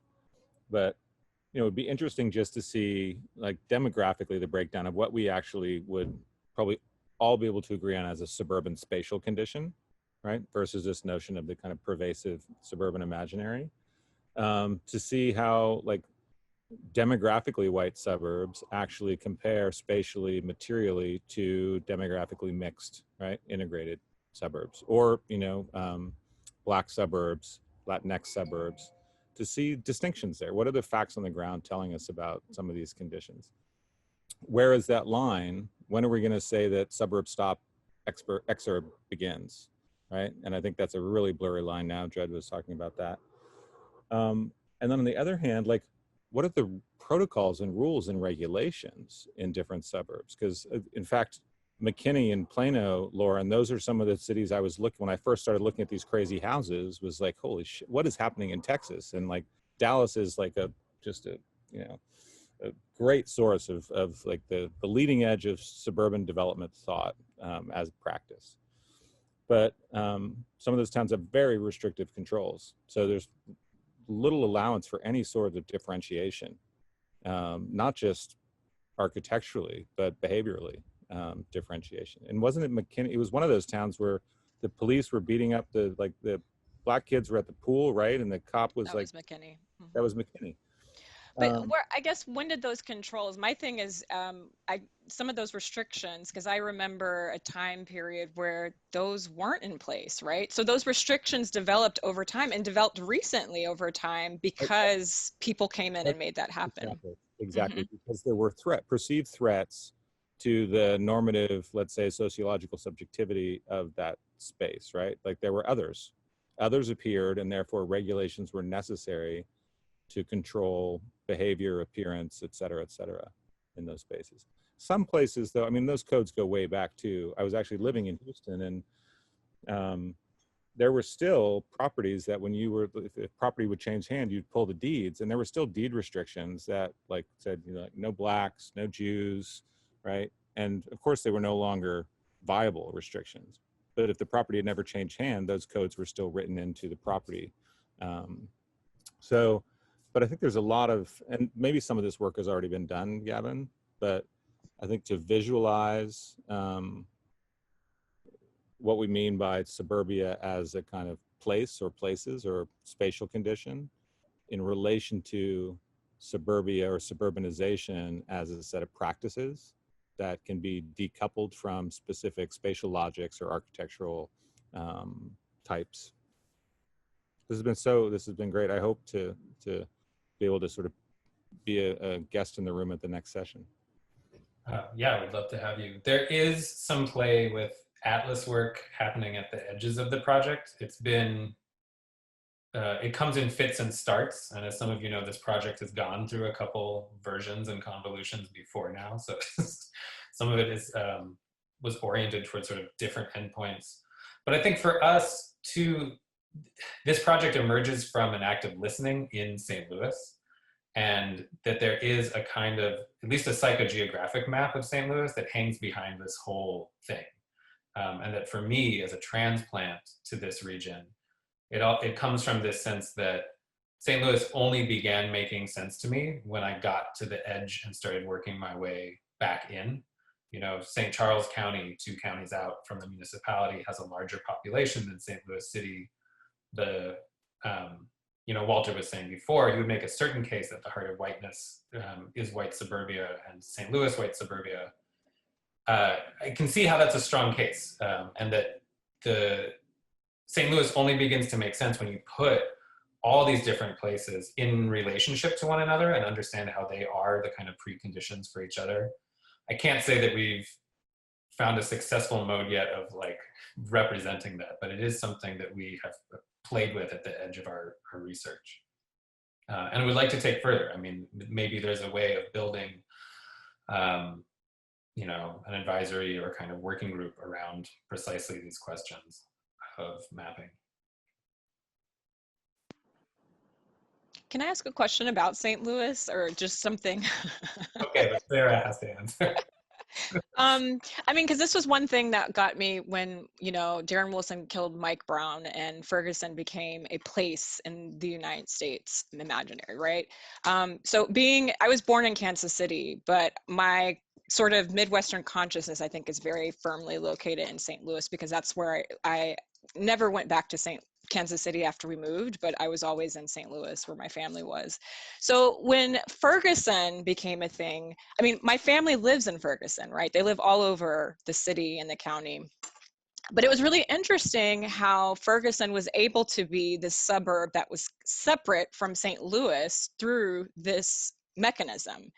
And so it really began to make me wonder, did I know the city of St. Louis that well? Because for me, it's like, it's St. Louis, all of it's St. Louis. I know there's county, I know there's this. I mean, talk about private schools and Catholic school, like that whole thing, what set do you come from, Incarnate Word or whatever. I understand it, but the idea that like somehow Ferguson was a thing separate than the whole, right? And St. Louis sort of like escaped really like it was a branding coup. Yeah, so somehow half the country is still like, there's this town somewhere in Missouri. Somewhere.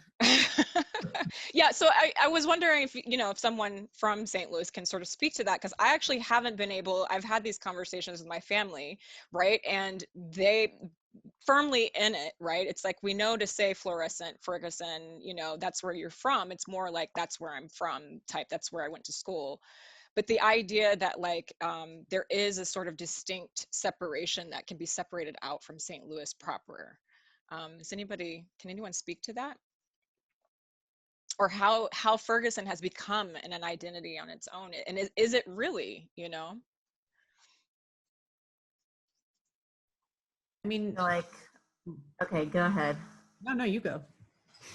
Well, I teach nothing but St. Louis here in urban design at WashU. So there's probably a lot of ways to spin that whole relationship.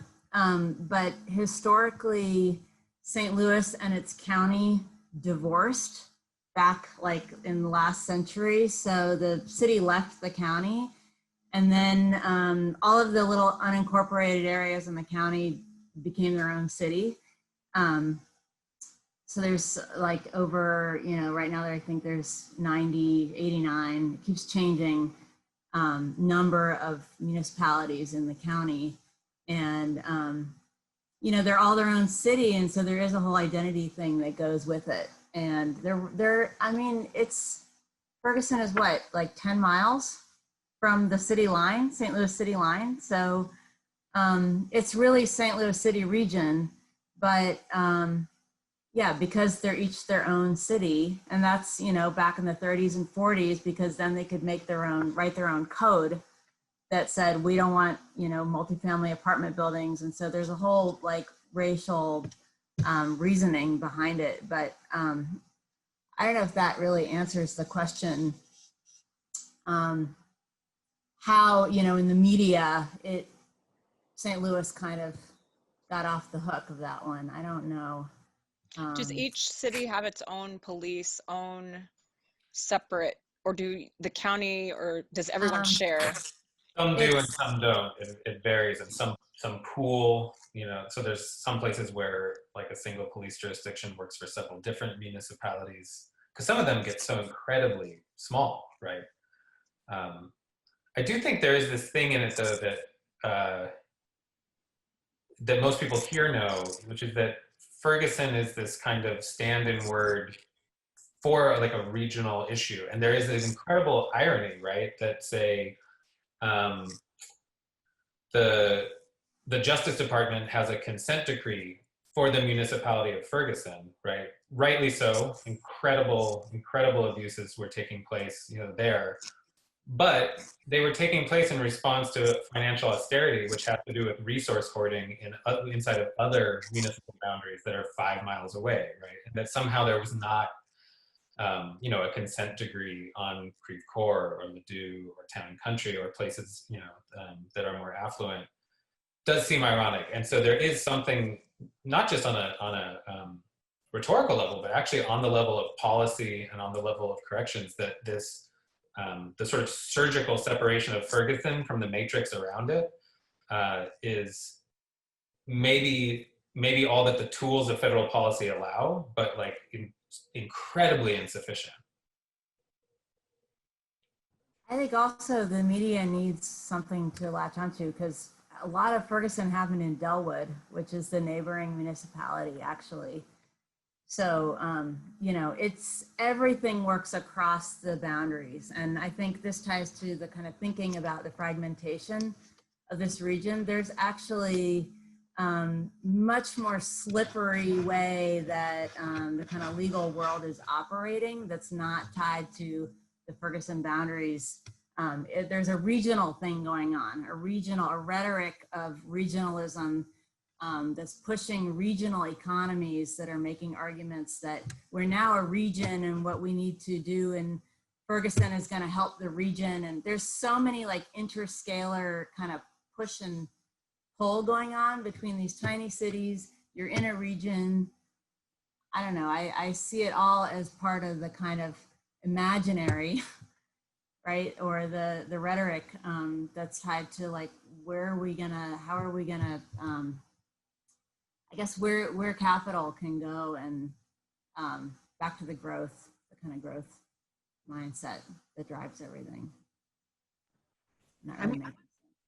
I would like to add in that I think like from the activist point of view, like I think that the activists of like St. Louis City felt absolutely connected to everything going on in Ferguson. And I think it was a lot more learning of like, how do we support like the leaders in Ferguson to do like the work that they are doing. And, but I mean, I also see that a lot of my friends like are showing up in lots of different communities around St. Louis City and County. So I think in our consciousness, we absolutely felt connected to it. And one person that you might like is Jamala Rogers. She's a writer from St. Louis that's done a lot of stuff. I think she did a book called Ferguson is Everywhere. I don't know if that's right, but I think her writing really like spoke to me in terms of like that this could have really happened to anywhere in St. Louis. And that was just like the spot. And then I think the scenes of it were so mind-boggling with the tanks that I think that also had a way of like being in the consciousness with like the Christmas thing, and so I think it took on its own identity as well. So well, and I think, I mean, and kind of why I also bring it up in relationship to this conversation is I think that the first wave of Black Lives Matter, if we look at sort of Trayvon Martin and Mike Brown as sort of beginning points, these were both suburban violences that happen in suburban type, you know, areas, right? Which signaled a sort of, I would say mass hysteria, because we're used to these violences not happening in the suburbs, right? We're used to, so for people of color, the idea that you have your children in the suburbs, there's supposed to be a certain kind of protection afforded, right? Even though I know that Ferguson isn't that particularly in the same way that where Trayvon Martin was murdered. And so I think it's an interesting link then if we look at the arc between then and the second wave that came and sort of the suburban response that popped up with this sort of latest wave being on the complete like polar opposite of the response when Black Lives Matter first bubbled up, I think is an interesting thing and is somehow adjacent to this conversation in some sort of way in terms of a suburban mindset or some sort of analysis to be done.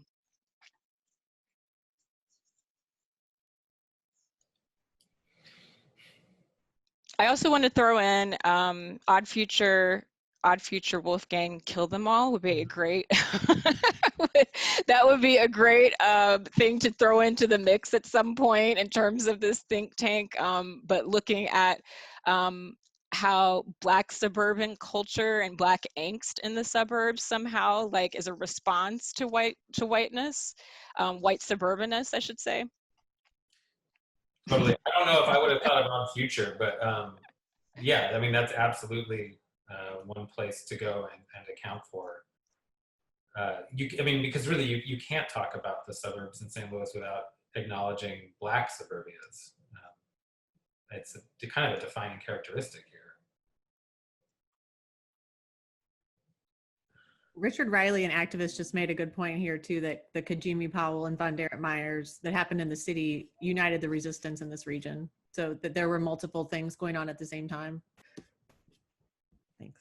I think I have to go because I have to go to the bathroom. So thank y'all. Yeah, I think I'm there with you. All right, I think we might have hit our end note. The after party is concluding. We're gonna, pick up the cups and go to bed. Thank you all for hanging out for the extra stretch. Lauren, Sarah, you in particular. We'll be in touch.